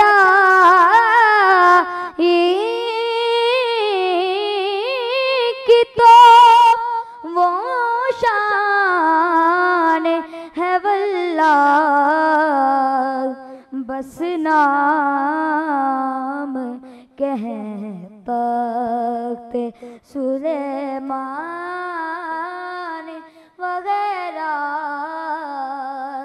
بس نام کہیں تخت سلیمان وغیرہ، رکھ لیں وہ جو در پر. آئے تو صحیح آپ کے منگتے کے مقابل، جتنے بھی زمانے کے ہیں سلطان وغیرہ، جتنے بھی زمانے کے ہیں سلطان وغیرہ، رکھ لیں وہ جو در پر مجھے دربان وغیرہ، پھر کیا ہے میرے سامنے سلطان وغیرہ، رکھ لیں وہ جو در پر. ماشاءاللہ، جزاک اللہ، بہت خوب، بہت شکریہ شہباز حیدر صاحب، بہت ہی خوبصورت کلام ماشاءاللہ سے، بہت ہی خوبصورت. آج کا ٹاپک بھی بہت ہی اہم موضوع جس پہ گفتگو کا سلسلہ جاری ہے. سید ذہن صاحب فرمائیے گا کہ روزہ محشر کی جب ہم بات کرتے ہیں، کیونکہ اس وقت حالات حاضرہ میں دیکھیں یہ دنیاوی سچویشن ہمیں اس طرح بنا رکھی ہے، ہمیں لگتا ہے کہ شاید ہم نے ساری عمر اسی دنیا میں رہ رہے ہیں، ہم نے تو آخرت میں جا کے روزہ محشر تو ہم نے جواب نہیں دینا. جب ہم امانت میں خیانت کرنے والوں کی بات کرتے ہیں یا ان کے انجام کی بات کرتے ہیں تو روزہ محشر کیا انجام ہوگا، ان کا کیا سزا ہوگی؟ دیکھیں میرا خیال ہے کہ بہت ساری روایات اس موضوع پہ الگ سے کیٹیگریکلی بیان کرتے ہیں کہ جو شخص کسی کے مال میں خیانت کرے یا حتیٰ اس عنوان سے، یعنی بہت حساسیت نظر آتی ہے ہمیں رسول اللہ صلی اللہ علیہ وآلہ وسلم کی سیرت میں. یعنی ایک روایت ملتی ہے کہ چند سیر گندم آپ کے پاس رہ گئی جس کو آپ تقسیم نہیں کر سکے، یعنی آپ نے اعلان فرمایا اور کوئی آ نہیں سکا اور وہ آپ کو اپنے گھر لے جانا پڑی، ایک رات کے لیے رکھنا پڑی، تو روایت ملتی ہے کہ اس رات رسول اللہ مضطرب رہے اور آپ نے فرمایا کہ میں ڈرتا ہوں اس بات سے کہ یہ امانت میرے پاس رہ جائے اور اس حالت میں دنیا سے چلا جاؤں، یہ کسی تک میں پہنچا نہ سکوں، حقدار تک پہنچا نہ سکوں، یعنی یہ حساسیت نظر آتی ہے۔ اور اسی طرح مثلا کئی روایات ہیں کہ جب آپ کے پاس آپ رات دیر تک کوشش کرتے رہے کہ جتنی امانتیں، جتنے صدقات، جتنی چیزیں آئی ہیں وہ مستحقین تک پہنچ جائیں، اور اس کے بعد رسول اللہ گھر تشریف لے گئے۔ یا اسی طرح ایک روایت ملتی ہے کہ عالم نزع میں جب رسول اللہ تھے اور اس وقت میں حضرت علی کو بلایا اور چند درہم یا دینار تھے جن کے بارے میں وصیت کی کہ یہ فلاں فلاں تک پہنچا دیں، یعنی اور اس طرح کی کئی روایات۔ تو یہ حساسیت ہمیں نظر آتی ہے رسول اللہ کی کردار میں۔ سو اندازہ ہوتا ہے کہ جو قرآن میں خدا نے ارشاد فرمایا کہ خدا خائنین کو پسند نہیں کرتا، یعنی مجھے نہیں اندازہ کہ یعنی جب آپ اس زاویے سے دیکھتے ہیں کہ روز محشر اگر کوئی شخص خدا کی ناپسندیدگی کے ساتھ اٹھے، اس سے زیادہ سخت کیا ہو سکتا ہے؟ یعنی مثلا اور روایات ہیں آگ اور جہنم کے عذاب، اور لیکن یعنی اس سے زیادہ سخت عذاب کون سا ہو سکتا ہے کہ خدا کسی کو ناپسند کرتا ہو، انسان اس فہرست میں آ جائے۔ ہم وہ دعائے کمیل میں امام علی علیہ السلام کے خوبصورت جملے ہیں جو ہم پڑھتے ہیں کہ خدا میں آگ کا عذاب تو برداشت کر لوں گا لیکن تیری نظر کا پھر جانا برداشت نہیں کر سکتا۔ تو یعنی اس جملے کے بعد مجھے نہیں پتا کہ میں کیا بیان کروں کسی فرد کے لیے کہ کوئی یہ سمجھے کہ آخرت میں کیا عذاب ملے گا، کہ آگ کا عذاب ہلکا ہے اس کے سامنے، آگ ہو یا کوئی بھی عذاب ہو اس بات کے سامنے ہلکا ہے کہ خدا ہمیں ناپسند کرے اس موضوع۔ تو میرا خیال ہے کہ محشر کے دن یا مثلا محشر میں اس سے بڑھ کر اور کوئی عذاب، کوئی سزا نہیں ہو سکتی کہ خدا کی ناپسندیدگی کے فہرست میں انسان شامل ہو جائے۔ عباس صاحب، کیا ہم اس سزا کو یا اللہ کے اس قرب کو، ناراضگی کو ہم کہیں بھلائے بیٹھے ہیں کہ ہمیں دنیا میں ہم ایسے امانت میں خیانت کیے جا رہے ہیں، ایسے ہمارے معاملات ہو چکے ہیں کہ اگر ہم کسی جگہ پہ بیٹھ کے اپنی اصلاح کریں، اپنے گربان میں جھانک کے دیکھیں تو یقیناً ہو سکتا ہے ہم شرمسار ہو جائیں۔ بالکل ایسے ہی اس کے دیکھیں مجھے یوں لگتا ہے کہ اس میں 3 درجے ہیں جس پہ یہ جو بھلانے والا فیکٹر ہے نا یہ آتا ہے۔ آپ دیکھتے ہیں کہ مثلا بعض برائیوں کے بارے میں بار بار اشتہار بھی چلتا ہے، کہا جاتا ہے مثلا سگریٹ نوشی کے بارے میں اشتہار بھی چلتا ہے اور لکھا ہوتا ہے، اس پہ بھی لکھا ہوتا ہے، پروڈکٹ پہ بھی لکھا ہوتا ہے، لیکن لوگ استعمال کرتے ہیں۔ وجہ کیا ہے؟ وجہ یہ ہے کہ اس کا آؤٹ کم فوری نظر نہیں آ رہا، بہت لانگ ٹرم میں جا کے اس کے ریزلٹس نظر آتے ہیں، تو لوگ کیجول لیتے ہیں اس بات کو۔ سائنٹیفکلی پروف ہے یہ، ہم کہتے ہیں کہ ہم خود کو ایلوژن میں رکھتے ہیں کہ ہاں کچھ نہیں ہوتا، خیر اتنے سارے لوگ پی رہے ہیں۔ تو ایک فیکٹر یہ ہے کہ ہم خیانت کر رہے ہیں، ہم دیکھ رہے ہیں معاشرے میں خیانت رائج ہو چکی ہے، اور اس کے بعد کیا ہے کہ اب چونکہ پورے معاشرے میں رائج ہو چکی ہے تو خیر ایک میں بھی کر لوں گا تو کیا فرق ہے، کیجول۔ یعنی یہ خود قبلہ اس کی وہ کریں گے کہ رسول اللہ نے تنبیہ کی تھی کہ ایسا وقت آ جائے گا کہ جب گناہ جو ہے وہ عام ہو جائے گا، نارملائزیشن ہو جائے گی گناہ کی۔ تو اب ہمیں گناہ جو ہے وہ گناہ نہیں لگتا، یعنی اب دیکھتے ہیں کہ ہم بڑے بڑے گناہان کبیرہ جو ہیں عام سی بات بن کے رہ گئی ہے۔ سو یہ کیا ہے، یعنی پوری سوسائٹی ایک ہیلوسینیشن کا شکار ہے، اس گناہ سے کوئی فرق نہیں پڑتا۔ یعنی ایک تو یہ لیول ہے۔ دوسرا پرسنل لیول ہے کہ جب ہم بہت ساری چیزوں کو اگنور کرنا شروع کر دیتے ہیں تو ہم خدا کی ناراضی، کیا خدا کے وجود کو ہی نظر انداز کیے بیٹھے ہوتے ہیں بہت ساری جگہوں پہ، خدا نہ خواستہ یعنی ایسا درجہ آ جاتا ہے۔ اور اس کے بارے میں بہت ساری روایات ہیں کہ اس کی وجہ کیا بنتی ہے، ان میں سے ایک بہت بڑی وجہ مال حرام ہے، اور یہی امانت میں خیانت، یہ جب انسان کے پیٹ میں حرام لقمہ داخل ہوتا ہے، ہم اولاد کے لیے اگر یہ خدا نخواستہ کوئی شخص انتخاب کرتا ہے کہ میری اولاد حرام لقمہ کھا رہی ہے، اور یہ اس کے جس طرح سے آپ نے شروع میں کہا کہ ایک استاد ہے جس نے 1 گھنٹہ پڑھانا ہے، اب وہ اس 1 گھنٹے میں اگر خیانت کر رہا ہے، یہ اس کے پاس ان بچوں کی امانت ہے، یہ خیانت کر رہا ہے، تو وہ رقم جو اس کے عوض وہ لے رہا ہے، یہ اپنے بچوں کو کھلا رہا ہے، تو وہ ایک چین چلتی جاتی ہے پورا مال حرام کی، اور وہ پھر وہی پرورش پا رہے ہیں بچے، نسل در نسل حرام پھر داخل ہو جاتا ہے اور پوری سوسائٹی میں پھیل جاتا ہے۔ اور ہمیں یعنی جب آپ بار بار کہہ رہے ہیں نا کہ معاشرے میں یہ چیز پھیل چکی ہے، تو اس کی بہت بڑی وجہ یہی ہے کہ ہم ہر موضوع پر، ہر مرحلے پر خیانت کا شکار ہو رہے ہیں۔ اور پھر تیسری چیز ہم دیکھتے ہیں کہ بڑے سسٹمز، یعنی یہ الٹیمیٹ چیز ہے، اور اس کے بغیر نجات مثلا الٹیمیٹلی پاسبل نہیں ہے کہ جب پورا سسٹم خیانت پہ چل رہا ہو، یعنی آپ دیکھ لیں کہ حکومتی نظام سے لے کر اکنامک سسٹم تک لے کر، سو یہ ساری چیزیں. اچھا اس کو ڈیفیٹ کیوں نہیں کیا جا سکتا؟ کیونکہ پرسنل لیول پہ ڈیمیج ہے. پرسنل لیول کیوں خراب ہے؟ کیونکہ جو سسٹم ہے وہ سپورٹ کر رہا ہے خیانت کاری کو. سو یہ اب سائیکلک چل رہا ہے اور یہ اتنا وشیس سائیکل چل رہا ہے کہ اس سے نکلنے کے لیے ایسے پاکیزہ افراد چاہیے جو اس معاشرے میں بھی خود کو خیانت سے بچا کر رکھیں، اپنے پیٹ کو حرام سے بچا کر رکھیں، اپنی نسلوں کو بچا کر رکھیں. ایسی نسل اگر تیار کرنے میں کامیاب ہو جائیں ہم، سو ہاں وہ کھڑی ہوگی اور وہ مقابلہ کرے گی ان تمام سسٹمز کا. لیکن سب سے پہلی چیز اس میں یہ کہ اپنی ذات کو خیانت کاری سے پاک کرنا ہے. اور یہ مثلا خدا پہ کامل ایمان کے بغیر پاسبل نہیں ہے. جب تک آپ کو خدا کے وجود کا احساس ہر لمحے ہو کہ خدا ہمارے ساتھ ہے، ہم پہ ناظر ہے، اور ہم دیکھتے ہیں کہ مثلا قیامت کے بارے میں جو روایات ہیں، تو جب تک اس طرح کے ایمان والے افراد نہیں اٹھیں گے جو اپنے آپ کو خیانت سے دور رکھیں گے، تو شاید ہم اس وشیس سائیکل سے باہر نکل سکتے ہیں. یقیناً امانت میں خیانت کرنا، ہمیں یہ گناہ کبیرہ سے اپنے آپ کو محفوظ رکھنا ہے. مزید بھی جانتے ہیں مہمانوں سے کہ کس طرح سے اپنے آپ کو اس گناہ سے ہم محفوظ رکھ سکتے ہیں، آیا آغاز ہم کس طرح سے کر سکتے ہیں، اس میں مزید ہم بات کرتے ہیں ان ڈیٹیل، لیکن اس بریک کے بعد ساتھ رہیے. ویلکم بیک ناظرین، آپ دیکھ رہے ہیں سچ سویرا. آج ہم بات کر رہے ہیں بہت ہی اہم ٹاپک پہ، بات کر رہے ہیں امانت میں خیانت کرنا جو ہے اسلام میں اس کا انجام کیا ہو سکتا ہے. ہر انسان اپنی عزت و وقار چاہتا ہے اس معاشرے میں، لیکن آیا کیا وہ امانت میں خیانت کر کے وہ مقام، وہ عزت، وہ شہرت، وہ سکون حاصل کر سکتا ہے یا نہیں؟ ڈیفینیٹلی نہیں کر سکتا، کیونکہ یہ گناہ کبیرہ ہے. اسلام نے اس کو منع فرمایا ہے، اور روز محشر اس کے جو سزا، جو انجام ہے، اس پہ بھی ہم ڈسکشن کریں. مہمان ہمارے ساتھ ہیں. مفتی محبوب الرحمان صاحب، فرمائیے گا کہ یقیناً آخرت روز محشر کا تو سید زین عباس صاحب نے فرمایا کہ ہم اللہ کی یقیناً ناراضگی جو ہے وہ برداشت نہیں کر سکتے.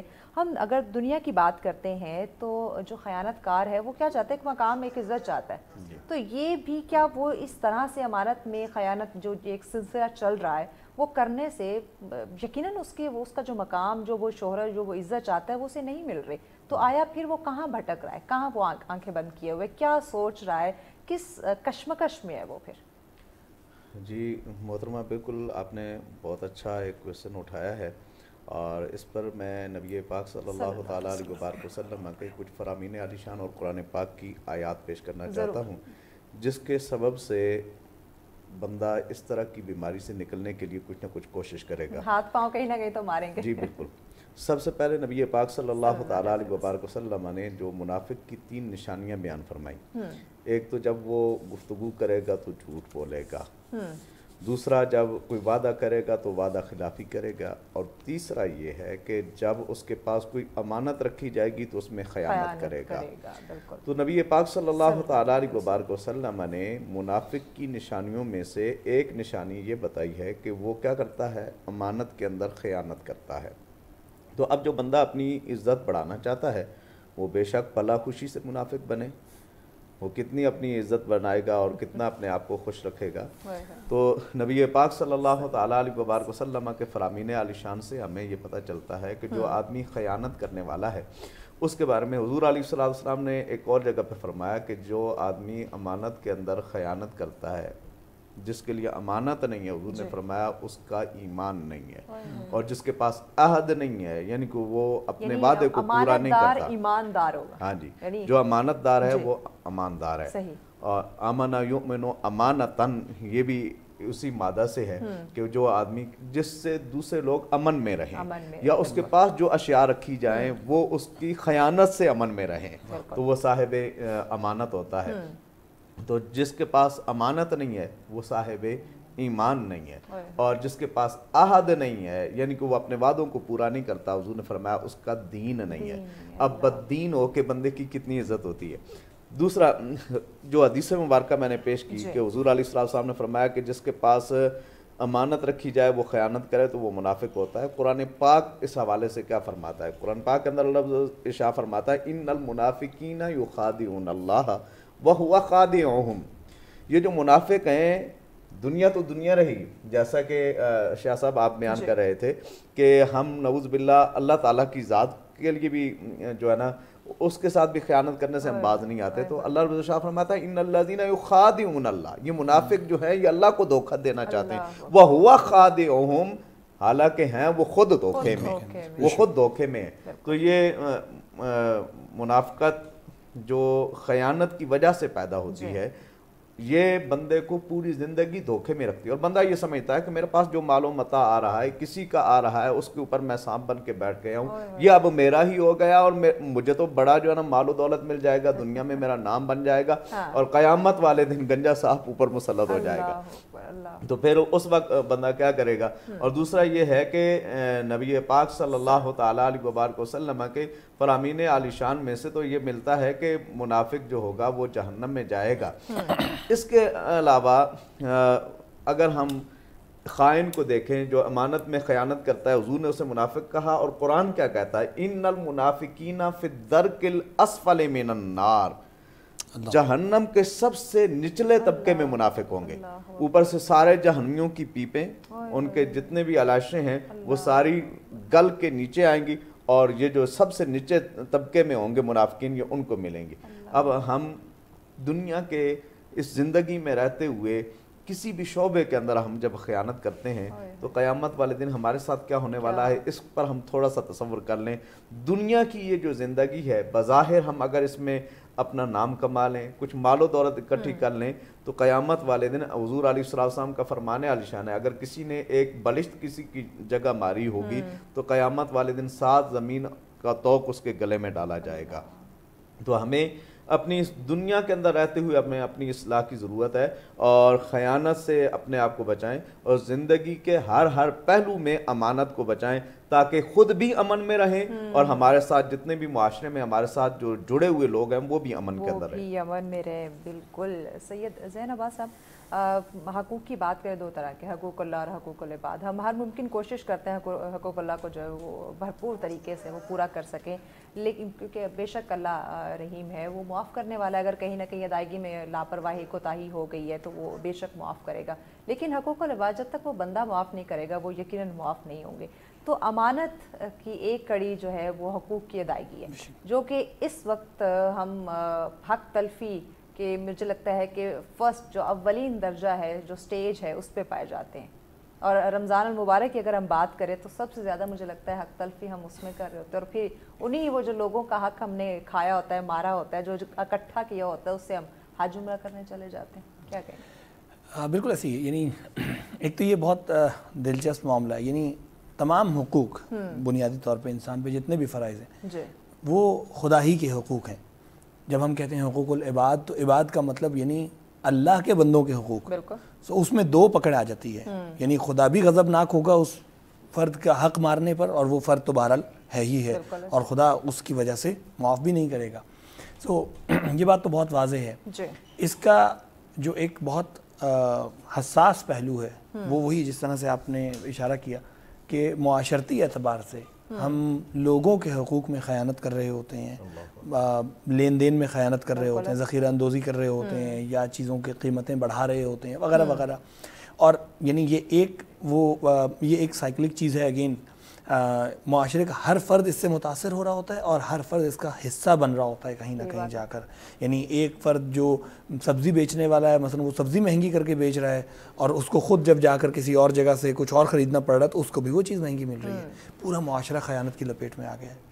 अब आप ये देखिए, यानी कई दर्जों पे मुआशरे में ख़यानतकारी के जो नुकसानात हैं, जिस तरह अभी मुस्तफ़ा इरशाद फरमा रहे थे कि दुनिया में क्या होगा, तो आखिरत में तो जो होगा सो होगा। दुनिया में हम देख रहे हैं कि हमारा मुआशरा ख़यानतकारी की लपेट में आ गया है और उसके असरात हर एक पे आ रहे हैं। हर एक तंग भी है इससे, लेकिन ख़ुद ख़यानत छोड़ने पर राज़ी नहीं है। यानी हम खुद उसका हिस्सा भी हैं और उससे परेशान भी हैं। तो हमें ये अंदाज़ा नहीं हो रहा कि जब तक हम खुद इससे बाहर नहीं निकलेंगे हम मुआशरे को इससे बाहर नहीं निकाल सकते। एक और चीज़ जो बहुत दिलचस्प है और बहुत अहम है वो वसाइल हैं, कुदरती वसाइल जो हमें अमानत के तौर पे दिए गए हैं। अब आप ये देखिए कि दुनिया के तरक्की याफ्ता ममालिक कुदरती वसाइल ख़ास तौर पे जो फॉसिल फ्यूल है उसका इस्तेमाल इतने लिमिटेड अंदाज में करते हैं, और उन्होंने मुख्तलिफ़ क़वानीन बना के रखे हैं। आप देखिए स्कैंडिनेविया या मुख्तलिफ़ ममालिक ने इस तरह के क़वानीन बना के रखे हैं कि ये चूँकि हमारे पास पूरी जनरेशन्स के अमानत है, अब वो इसमें अमानत को लेकर आ रहे हैं, तो ये फॉसिल फ्यूल जनरेशन्स की अमानत है, तो हम इसको एक ख़ास हद से ज़्यादा इस्तेमाल नहीं कर सकते। हम इतना इस्तेमाल करेंगे, बाकी हम ग्रीन एनर्जी को यूज़ करेंगे, और ये इससे जो बनने والی رقم ہے اس کو سوسائٹی یا مثلاً آپ کے جو کہ ایٹماسفیئر کو بچانے کے لیے استعمال کریں گے. اب آپ یہ دیکھیے کتنی حساس نظر ہے ان کی, وہ اس امانت داری کو محسوس کر رہے ہیں. اب یہ عقل کے ارتقاء کی ایک علامت ہے کہ جب آپ کا عقل ترقی یافتہ ہوگی تو عقل اس بات کو محسوس کرے گی کہ ہاں یہ بھی ہمارے پاس امانت ہے. کیا ہماری عقل پہ پردہ پڑ چکا؟ ہم سوچنا ہی نہیں چاہتے, اپنے فوری مفاد کے علاوہ کچھ سوچنا ہی نہیں چاہتے. جس طرح انسٹنٹ جو ابھی یعنی آپ دیکھیں کہ ہمارے حکمران جو لوٹ کھسوٹ کر رہے ہیں, کیا یہ نہیں جانتے کہ اس لوٹ کھسوٹ سے ان کی نسلیں بھی متاثر ہوں گی؟ لیکن وہ پرواہ نہیں ہے. یعنی وہ کہتے ہیں ابھی جو مل رہا ہے مل جائے بس, ٹھیک ہے, بعد اس نے دیکھی. اور یہی اسلام بھی جو آخرت کا جو تصور ہے وہ بنیادی طور پر یہیں سے نکلتا ہے کہ جب انسان لانگ ٹرم سوچنے کی کوشش کرتا ہے تو انسان آخرت کے بارے میں سوچتا ہے. جتنا انسان شارٹ ٹرم پہ آ جاتا ہے وہ آخرت سے بیگانہ ہو جاتا ہے, اور اسی لیے ہم آخرت کو بھولے ہوئے ہیں. یعنی اسلام نے معاد کا تصور دیا تھا کہ نہ صرف یہ کہ اس دنیا کے آخر تک سوچنا ہے بلکہ اس دنیا کے بعد کا بھی سوچنا ہے. بہت سارے غیر مسلم ایسے ہیں کہ جو کم سے کم اس دنیا کے آخر تک تو سوچنے لگ گئے ہیں. ہم باوجود اس کے کہ معاد کے وارث ہیں, ہمیں معاد کا تصور پڑھایا جاتا ہے, ہم نے سیکھا ہے, ہم کہتے ہیں کہ ہم ایمان رکھتے ہیں, لیکن ہم اگلے 2 سال کے بارے میں بھی نہیں سوچنا چاہتے. معاد تو اس کے دنیا کے بعد کی بات ہے. ہم کیسے آخرت پہ یقین رکھنے کا دعویٰ کر سکتے ہیں کہ ہم اس بات کا بھی خیال نہیں رکھتے. دنیا کا یعنی جس خطے میں ہم آباد ہیں یہ دنیا کا قدیم ترین اور آباد ترین خطہ رہا. صحیح, یعنی دنیا کی آپ ٹیکسلا کی آبادی کو دیکھ لیں, قدیم ترین یونیورسٹی یا قدیم ترین آبادیوں میں سے ایک آبادی رہی. اس لیے کیونکہ یہ خطہ سب سے زیادہ لیویبل ایریا تھا دنیا کا. آپ یورپ دیکھیں بہت بعد میں آباد ہوا کیونکہ لیونگ کنڈیشنز نہیں تھی, زمین زرخیز نہیں تھی, سردی, موسم, برف, یہ لیویبل علاقہ تھا. لیکن ہر طرح کا موسم, ہر طرح کی لینڈ, پانی, زمین زرخیز ہے, معدنیات. پھر کیا کیا ہم نے آج, یعنی ہم دیکھتے ہیں تو اس ایریا کو بمشکل لیویبل کہا جا سکتا ہے. امانت میں خیانت, کیونکہ یہ امانت تھی ہمارے پاس, خدا نے دی اور ہم نے خیانت کی اور نسلوں سے خیانت کی, اور ابھی تک یہ سلسلہ چل رہا ہے. یعنی آج بھی ہم نے پرواہ نہیں کی ہے کہ ہم اس طرح کے حالات بنا کر رکھیں کہ یہ امانت اگلی نسل تک ہم منتقل کر سکیں کم سے کم. لیکن ہم بے دردی سے لوٹے جا رہے ہیں اس کو, اور مثلا کوئی خیال نہیں ہے کہ ہم نے ریسورسز کا دیکھیں کتنی بے دردی سے استعمال کیا, کیونکہ وسیع تعداد میں مثلا ہمارے پاس نیچرل گیس تھی, ہم نے کیا کیا, یعنی دنیا تعجب کرتی ہے جس طرح سے ہم نے استعمال کیا ہے. اور اسی طرح باقی ریسورسز کا نتیجہ کیا نکل رہا ہے, ایک ایک کر کے ہم خود اس مصیبت میں مبتلا ہو رہے ہیں جو خیانت کاری کا دنیا میں انجام ہے. تو یہ ہم خود جیتی جاگتی مثال ہیں کہ خیانت کاری کرنے کا نتیجہ کیا نکلے. صحیح, یعنی یہ سٹاپ نہیں کرے گی ایک جگہ پہ, یہ آنے والی ہر نسل کو جو ہے وہ لپیٹ میں لیے جا رہی ہے, اور اگلی نسلیں ہم سے سوال کریں گی. یعنی یہ اگلی نسلوں کا حق ہے بالکل جو ہم برباد کر رہے ہیں. جی مفتی محبوب رحمان صاحب, یہاں پہ ایک اور چیز آتی ہے تربیت کی, کہ یہ امانت میں خیانت نہ کرنا, کس طرح سے آپ نے زندگی کو لے کر چلنا ہے اسلامی تعلیمات کے مطابق. یہ تعلیم و تربیت سے یہ چیز آتی ہے, اور سب سے پہلے تربیت کا آغاز ہوتا ہے گھر سے, آپ کے والدین. اور اس وقت ہمارے والدین بھی بچوں کی اس طرح سے تربیت نہیں کر پا رہے, یعنی کہ تربیت کرنا, انہیں اچھی تعلیم دینا, آخرت میں اس کا بھی سوال ہوگا کہ آپ نے بچوں کو جو ہے وہ کیسی تربیت دی. تو یعنی کیا وہ بھی اس وقت وہ جو بچوں سے ریلیٹڈ وہ جو ان کی فرائض ہیں یا جو ایک امانت ہے کہ آپ نے ان کی تربیت کیسے کرنی, اس میں بھی خیانت کر رہے ہیں, جو آج ہمیں بے شمار مسائل کا سامنا کرنا پڑ رہا ہے کہ بچوں کو پتہ ہی نہیں ہے امانت کیا ہے, اس میں خیانت کیسے ہو رہی ہے, میں کہاں پہ غلط جا رہا ہوں, کیسے میں نے خود کو درست کرنا ہے, کیسے اپنی اصلاح کرنی. جی بالکل, آپ نے بہت زبردست یہ کہا ہے کہ آج کے اس دور کے اندر والدین اور اساتذہ اور جس کے پاس جو بھی آدمی کسی نہ کسی طریقے سے بھی نگہبانی کے اندر ہے, اس کی کما حقوق جس طریقے سے تربیت کرنی چاہیے وہ نہیں کر رہا. نبی کریم صلی اللہ تعالیٰ علیہ وبارک وسلم کا فرمان عالی شان اگر ہم دیکھیں تو آقا علیہ الصلوۃ والسلام فرماتے ہیں, ادبوا اولادکم علی ثلاثۃ خصال, تم اپنی اولادوں کو 3 خصلتیں لازمی سکھاؤ. پہلی چیز کون سی ہے؟ فرمایا حب نبیکم, تم اپنی اولادوں کو اپنے نبی کی محبت سکھاؤ. جب نبی پاک صلی اللہ تعالیٰ علیہ وبارک وسلم کی محبت دل میں موجزن ہوگی تو آقا علیہ الصلوۃ والسلام کے ہر قول, ہر فعل اور آقا علیہ الصلوۃ والسلام کی ہر نسبت سے محبت اور پیار ہوگا. جب نبی پاک صلی اللہ تعالیٰ علیہ وبارک وسلم کے ہر قول, ہر فعل سے پیار ہوگا تو جن باتوں سے حضور علیہ الصلوۃ والسلام نے منع فرمایا ہے ظاہر ہے بندہ مومن ان سے ضرور اجتناب کرے گا، ان سے بچے گا، اور جن کا نبی پاک صلی اللہ تعالیٰ علیہ وآلہ وسلم نے حکم دیا ہے انہیں ضرور بجا لائے گا۔ اور پھر نبی پاک صلی اللہ تعالیٰ علیہ وآلہ وسلم پر جو اللہ رب العزت نے آیات نازل فرمائی ہیں ان پر اس طرح ایمان ہوگا کہ ایک تو اللہ تعالیٰ کا کلام سمجھتے ہوا، اور دوسرا نبی پاک صلی اللہ تعالیٰ علیہ وآلہ وسلم پر نازل ہونے کے اعتبار سے، یعنی کہ دوہری محبت کتاب کے ساتھ بھی پیدا ہوگی۔ تو حضور علیہ السلام نے فرمایا پہلی چیز جو ہے تم اپنی اولادوں کو کیا سکھاؤ؟ اپنے نبی کی محبت سکھاؤ۔ دوسری چیز فرمایا کہ تم اپنی اولادوں کو اہل بیت اطہار کی محبت سکھاؤ، میری اہل بیت کی محبت سکھاؤ۔ اب نبی پاک صلی اللہ تعالیٰ علیہ وآلہ وسلم کی اہل بیت اطہار سے اگر محبت ہوگی تو نبی پاک صلی اللہ تعالیٰ علیہ وآلہ وسلم کا فرمانے علی شان ہے الا ومن مات علی حب آل محمد مات مؤمنا، بس جو آل محمد کی محبت میں صرف مر جائے، گارنٹی میری ہے مرے گا تو مومن مرے گا، وہ بے ایمان ہو کے نہیں مر سکتا۔ اب یہ بتائیں کہ مومن جو ہے اس سے رب پیار کرتا ہے یا نفرت کرتا ہے؟ رب تو مومن سے، بندہ مومن جو ہے اس سے پیار کرتا ہے، اور بندہ مومن سے جب رب پیار کرتا ہے تو خائن جو ہے اس سے تو رب پیار نہیں کرتا۔ ان اللہ لا يحب الخائنین، اللہ رب العزت نے قرآن کے اندر ارشاد فرمایا خائن سے رب پیار نہیں کرتا۔ تو ایک چیز یہ ہے کہ اپنی اولادوں کو نبی پاک صلی اللہ تعالیٰ علیہ وآلہ وسلم کی آل بیت اطہار کی محبت سکھائی جائے تاکہ ان کا ایمان کامل رہے، اور دوسرا نبی پاک صلی اللہ تعالیٰ علیہ وآلہ وسلم کا فرمانے علی شان ہے اگر کوئی ایسا بچہ ہے کہ جس کے دل میں محبت مصطفیٰ بھی ہے اور محبت آل ابا بھی ہے، وہ اگر بستر پہ پڑے ہوئے بھی دنیا سے چلا گیا، الا ومن مات علی حب آل محمد مات شہیدا، اللہ اسے درجہ کیا عطا فرمائے گا؟ وہ درجہ شہادت پر قائم ہو جائے گا، اسے درجہ شہادت مل جائے گا۔ دوسری صاحب ایک بریک لینی، شارٹ سی بریک کے بعد اس بات کو مکمل کرتے ہیں۔ ناظرین ہمارے ساتھ رہے گا، ملتے ہیں اس شارٹ بریک کے بعد۔ ویلکم بیک ناظرین، آپ دیکھ رہے ہیں سچ سویرا۔ آج ہم بات کریں امانت میں خیانت کرنے کا انجام اسلام میں کیا ہے اور کس طرح سے اس گناہ کبیرہ سے ہم خود کو محفوظ رکھ سکتے ہیں۔ اسی پہ گفتگو کا سلسلہ جاری ہے۔ مہمان ہمارے ساتھ تشریف فرما ہے جی مفتی محبوب الرحمان صاحب۔ ہم بات کر رہے تھے والدین جو بچوں کی تربیت کریں، یہ بھی ایک امانت ہے، بات مکمل کر لیجیے۔ جی میں عرض کر رہا تھا حضور علیہ السلام نے خود بتایا ہے والدین کس طریقے سے اپنے بچوں کی تربیت کریں۔ فرمایا پہلے محبت مصطفیٰ، پھر محبت آل ابا، یعنی حضور علیہ السلام کی آل بیت اطہار کی محبت۔ اور اس پر میں عرض کر رہا تھا کہ اگر کوئی بستر پہ پڑے ہوئے بھی مر گیا تو اسے مقام شہادت نصیب ہوگا۔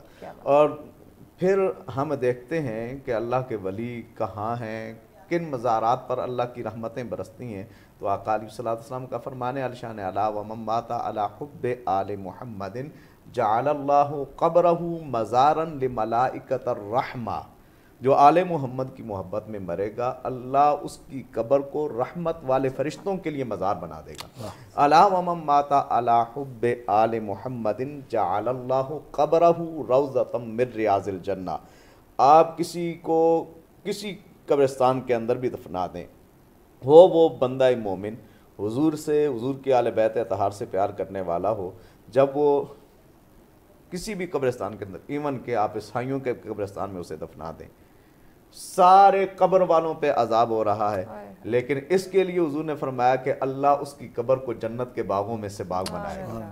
تو حضور علیہ السلام کی آل بیت اطہار کی محبت حضور نے خود فرمایا کہ یہ سکھاؤ۔ اور تیسری چیز حضور علیہ السلام نے فرمایا، بدقسمتی سے ہم پہلے جو زور دیتے ہیں اس تیسری چیز پہ دیتے ہیں، پہلی دو چیزیں ہیں ان پر ہم بعد میں جا کر فوکس کرتے ہیں، پہلے یہ دو چیزیں سکھانی چاہیے اپنی اولادوں۔ تیسری چیز فرمایا وتلاوت القرآن، اپنی اولادوں کو قرآن پڑھنا سکھاؤ۔ اس سے یہ پتہ چلا کہ تربیت کے اندر جو والدین جو خیانت کرتے ہیں وہ سب سے پہلی یہ ہے کہ حضور علیہ السلام کی محبت جس طریقے سے اپنی اولادوں کو سکھانی چاہیے وہ نہیں سکھاتے۔ حضور علیہ السلام کی آل بیت اطہار کی محبت جس طریقے سے سکھانی چاہیے وہ نہیں سکھائی جاتی۔ حضور علیہ السلام کی نسبتوں کا حیا جس طریقے سے سکھانا چاہیے وہ نہیں سکھایا جاتا، اور قرآن کے پڑھنے پر زور دیا جاتا ہے، قرآن پڑھیں، اس پر اللہ رب العزت اجر و ثواب عطا فرماتا ہے، ایک ایک حرف کے بدلے میں 10 نیکیاں ملتی ہیں۔ اور جو آدمی قرآن پاک کی ایک آیت پڑھ لے، حضور علیہ السلام کا فرمانے علی شان ہے من قرأ آیۃ من کتاب اللہ، جو آدمی اللہ کی کتاب میں سے ایک آیت پڑھے، تو اللہ رب العزت اس کو قیامت والے دن نور عطا فرمائے گا. اور جو آدمی ایک آیت سنے اس کو 2 اجر ملے گا. سننے پر بھی اجر و ثواب ہے, پڑھنے پر بھی اجر و ثواب ہے. قرآن پڑھیں, ضرور پڑھیں, لیکن اس میں محبت مصطفیٰ اور محبت آل ابا ضرور ہونی چاہیے. اگر یہ نہیں ہوگی تو پھر وہ جو ایمان کی حلاوت ہے وہ نہیں پا سکیں گے, کیونکہ ایمان کی حلاوت جو ہے وہ آل محمد اور نبی پاک صلی اللہ تعالیٰ علیہ وبارک وسلم کی محبت کا نام ہے. تو یہ پہلی چیز ہے ہمارے عقیدے کے اندر جو والدین کو اپنی اولاد کی طرف ڈیلیور کرنی چاہیے, انہیں بتانی چاہیے, ان کی تربیت کا خیال رکھنا چاہیے. پھر اس کے بعد ہے اعمال کی طرف آنا. صحیح. ہم عموماً دیکھتے ہیں کہ والد گھر کے اندر موجود ہوتا ہے, اپنے بچے کو کہتا ہے بیٹا جاؤ بیر ادھار مانگنے والا ہے, اور اس کو جا کر کہو پاپا آج گھر پہ نہیں ہے. گھر پہ نہیں ہے. اللہ. تو وہ بچہ کیا سمجھتا ہے, اس کے ذہن میں کیا بات بیٹھتی ہے کہ یہ جھوٹ بولنا یہ کوئی گناہ نہیں ہے. گناہ نہیں ہے. اسی طریقے سے اگر باپ سامنے بیٹھ کر سگریٹ پی رہا ہے, بچہ جو ہے سامنے جس وقت دیکھے گا وہ کل پنسل کے ساتھ وہ پکڑ کے وہ اپنے باپ کی نقل اتارنے کی کوشش کرے گا. تو یہ بھی ہم کئی ایسے ہم ہنستے ہیں اس پہ, ہم خوشی محسوس کر رہے ہیں کہ دیکھیں اس نے میری نقل اتاری ہے. تو اس طرح کے جو امور ہیں ہم دیکھتے ہیں کہ ہمارے اپنے آپ سے ہماری اولادیں آگے سیکھتی ہیں کہ ہم نے اپنے فیوچر میں آنے والی زندگی میں ہم نے کیا کرنا ہے. یہ ہماری اولادیں اس سے سیکھ رہی ہوتی ہیں. تو ہمیں خود کو اپنے آپ کو اس طرح بنانا چاہیے کہ ہماری اولادیں دیکھ کر ہمیں رول ماڈل جب بناتی ہیں تو ان کی زندگی کے اندر اچھائیاں ہوں نہ کہ برائیاں ہوں. اور یہ بھی ہم اپنے کردار کے ساتھ جو کردار اللہ رب العزت نے ایمان والوں کو عطا فرمایا ہے اس کو صحیح طریقے سے نہ اپنا کر ہم اپنی اولادوں کو یہ بھی ایک درس دے رہے ہوتے ہیں کہ یہ تم ایسے بھی کر سکتے ہو, یہ گناہ بھی کر سکتے ہو, یہ گناہ بھی کر سکتے ہو.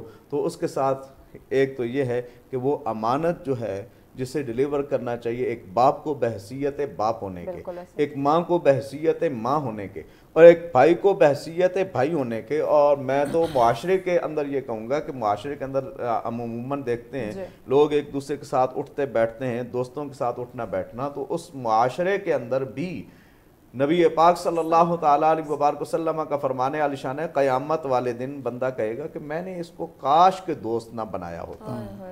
اور قرآن کے اندر اللہ عز شاہ فرماتا ہے الاخلاء یومئذ بعضهم لبعض عدو.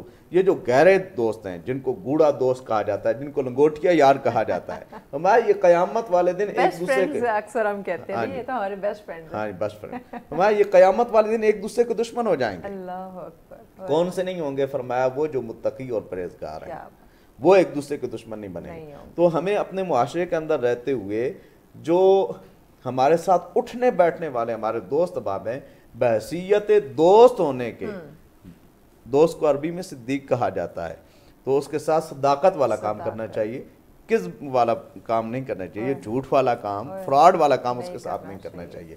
اور مولا حیدر کرار علی المرتضیٰ کرم اللہ وجہ الکریم آپ فرماتے ہیں کہ بندے کو یہ دیکھنا چاہیے کہ وہ کس کو اپنا دوست بنا رہا ہے, کیونکہ دوست اپنے دوست کے راستے اور طریقے پر چلتا ہے.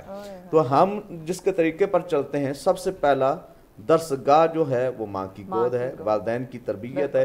پھر اس کے بعد جس کے ساتھ ہم اٹھنا بیٹھنا چلنا پھرنا جن کے ساتھ ہم سیکھتے ہیں, چاہے وہ ہمارے مسجد میں ہم جاتے ہیں پڑھنے کے لیے تو وہ ہمارے دوست ہیں, اسکول میں ہم جاتے ہیں تو ہمارے دوست ہیں, تو ان کے ساتھ جو ہمارا تعلق اور ربط ہوتا ہے اس سے ہم جو سیکھ رہے ہوتے ہیں, ظاہر سی بات ہے کہ انہیں بھی کسی نے کچھ سکھایا ہوگا. جب وہ کہیں سے کچھ سیکھیں گے تو اگر اس امانت کو جو نبی پاک صلی اللہ تعالیٰ علیہ وبارک وسلم کے فرمانے علی شان کل مولود یولد علی الفطرہ, ہر پیدا ہونے والا بچہ وہ فطرت اسلامی پہ پیدا ہوتا ہے. امانت تو یہ تھی کہ اس کو ہم جو کچھ ڈیلیور کرتے وہ اسے ہم دیتے جو فطرت اسلامیہ کے مطابق تھا. اگر ہم وہ نہیں دے رہے تو ہم اس کے ساتھ خیانت کر رہے ہیں یقیناً. سید زین عباس صاحب, کیا جس طرح سے ابھی مفتی محبوب الرحمان صاحب نے فرمایا والدین کس طرح سے بچوں کی تربیت کریں, کن کن پہلوؤں کو مد نظر رکھنا چاہیے. آج ہم دیکھتے ہیں ہم دنیاوی تعلیمات پہ بڑا فوکس کرتے ہیں, ہمارا بچہ سب سے مہنگے اسکول میں سب سے اچھے اسکول میں پڑھے, A+ گریڈ لے, اچھے نمبر لے, بڑا اچھا بزنس مین بنے، لیکن یہ فوکس نہیں کرتے کہ یہ اچھا انسان بھی بنے. تو کیا یہ معاشرے میں جو برائیاں جو ہم آج امانت میں خیانت کی بات کر رہے ہیں کہ اس وقت ہمارا معاشرہ جو ہے وہ اس دلدل میں پھنس چکا ہے جہاں سے یقیناً نکلنا جو ہے وہ خاصا مشکل لگ رہا ہے لیکن ناممکن نہیں ہے، تو کیا یہ تمام تر چیزوں کی ایک وجہ اسلامی تعلیمات سے دوری؟ بالکل ایسا ہی ہے. میں تو آپ کے پریمس کے اوپر یہ کہوں گا کہ پیرنٹس حتیٰ دنیاوی تعلیم کے لیے بھی خود کوشش نہیں کرتے، آؤٹ سورس کر دیتے ہیں. یعنی تعلیم اور تربیت، ہاں کہ اسکول جانے تو بچہ جانے، فیس دے دی اور اسکول جانے تو بچہ جانے. مسئلہ یہ ہے کہ تعلیم اور تربیت پرائمریلی والدین کی ذمہ داری ہے.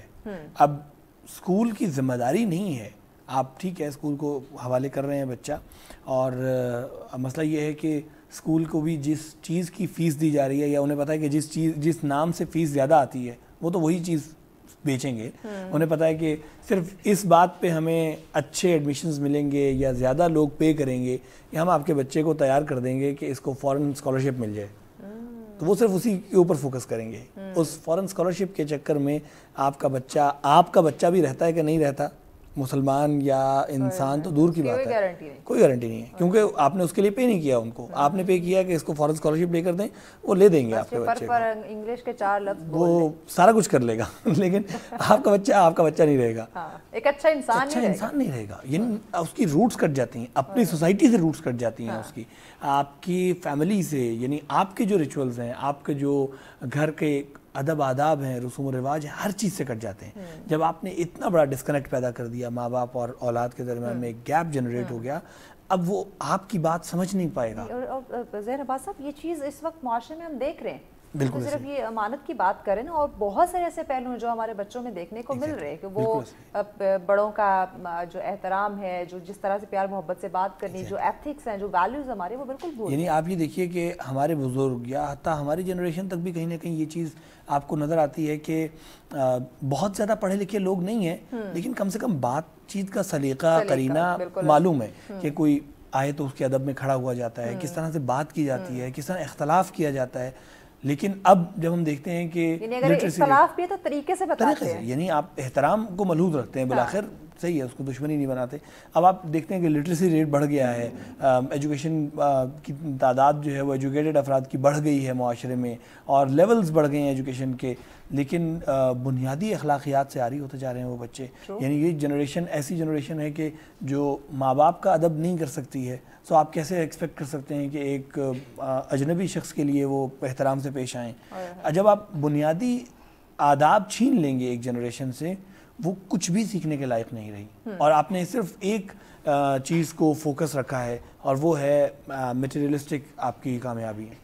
یعنی اور وہ میٹیریلسٹک کامیابیاں یعنی بہت سادہ، آپ اس کو بہت اچھا سے الفاظ استعمال کر لیں کہ ہم کیریئر بلڈنگ پہ فوکس کر رہے ہیں، ہم فیوچر اورینٹڈ پڑھا رہے ہیں، 21st سینچری سکلز دے رہے ہیں وغیرہ وغیرہ.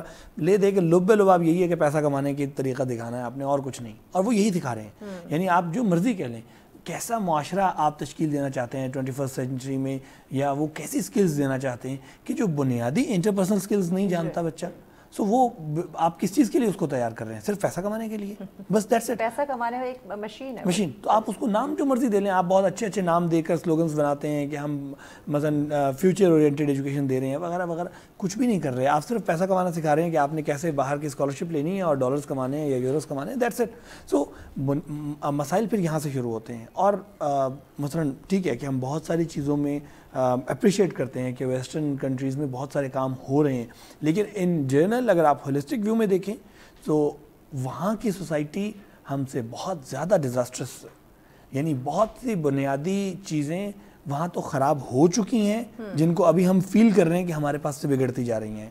وہاں کے بیسک ایتھکس، وہاں پہ مثلا فیملی سٹرکچر ہے، اور ان جنرل اگر آپ دیکھیں ہم کہتے ہیں کہ مثلا ٹھیک ہے وہ دین تو نہیں مانتے ہیں لیکن فلاں اچھی چیزیں ہیں ان کے اندر، لیکن ہولسٹیکلی اگر آپ دیکھیں تو دنیا کی ساری خرابیاں وہیں سے جنریٹ ہو رہی ہیں.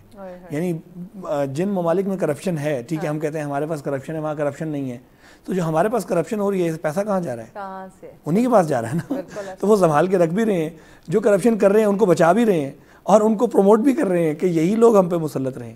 دیٹ مینس کہ ان کے ہاتھ ہماری ساری خرابیوں میں ان کے ہاتھ رنگے ہوئے ہیں. انہوں نے اپنے سوسائٹی کو بچا کے رکھا ہے اور ہم پہ ساری چیزیں مسلط کر دی ہیں. سو دیٹ مینس کہ بڑے لیول پر وہ وہی ان ساری برائیوں میں مبتلا ہیں جس کو ہم فیل کر رہے ہیں. سو اگر ہم آج بھی اپنی سوسائٹی کو بچانے کی کوشش نہیں کریں گے اور اندھی تقلید میں دھنستے چلے جائیں گے تو خدا نخواستہ یعنی چند سالوں کی بات رہ گئی ہے. اور ہم دیکھتے ہیں کہ بڑے شہروں میں تو اکثر ایسا دیکھنے کو نظر آ رہا ہے ہمیں کہ فیملی اسٹرکچر تباہ ہو چکا ہے آپ کا, یعنی والدین اور اولاد کے درمیان میں کوئی رابطہ نہیں ہے. بالکل جس طرح ہم کبھی سنتے تھے کہ یورپ میں اس طرح کا ماحول ہے, والدین اور اولاد سالوں میں کبھی ملاقات ہو جاتی ہے, یا ملاقات بھی ایسے مثلا اجنبیوں کی طرح زندگی گزار رہے ہیں. سو آج ہمیں متاسفانہ بہت سی جگہوں پہ یہ دیکھنے کو مل رہا ہے. سو ہم مثلا اپنی اچھائیوں کو بچا نہیں پائے, بالکل ایسے ہی, ٹھیک ہے.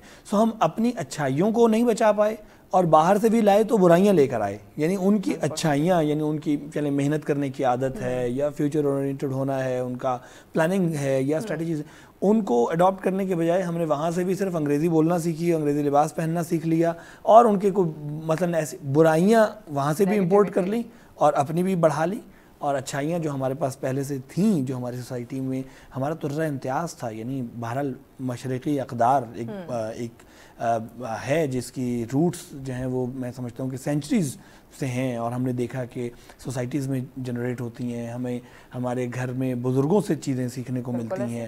جب آپ فیملی سسٹم میں رہ رہے ہوتے تھے تو اولاد کا, بچوں کا ایک جو انٹریکشن تھا نانی سے, دادی سے, یہ فیملی, یہ ہمارے رشتے, یہ محبت, سو یہ سب چیزیں سکھا رہی ہوتی ہیں. یہ کہانیوں کی شکل میں ہمارے بزرگ ہمیں بتاتے تھے, ہمارا لٹریچر بہت رچ ہے اس اعتبار سے, اور ہر چیز میں ہم دیکھتے ہیں کہ وہ جو افیکشن تھی نا وہ غالب آ جاتی ہے.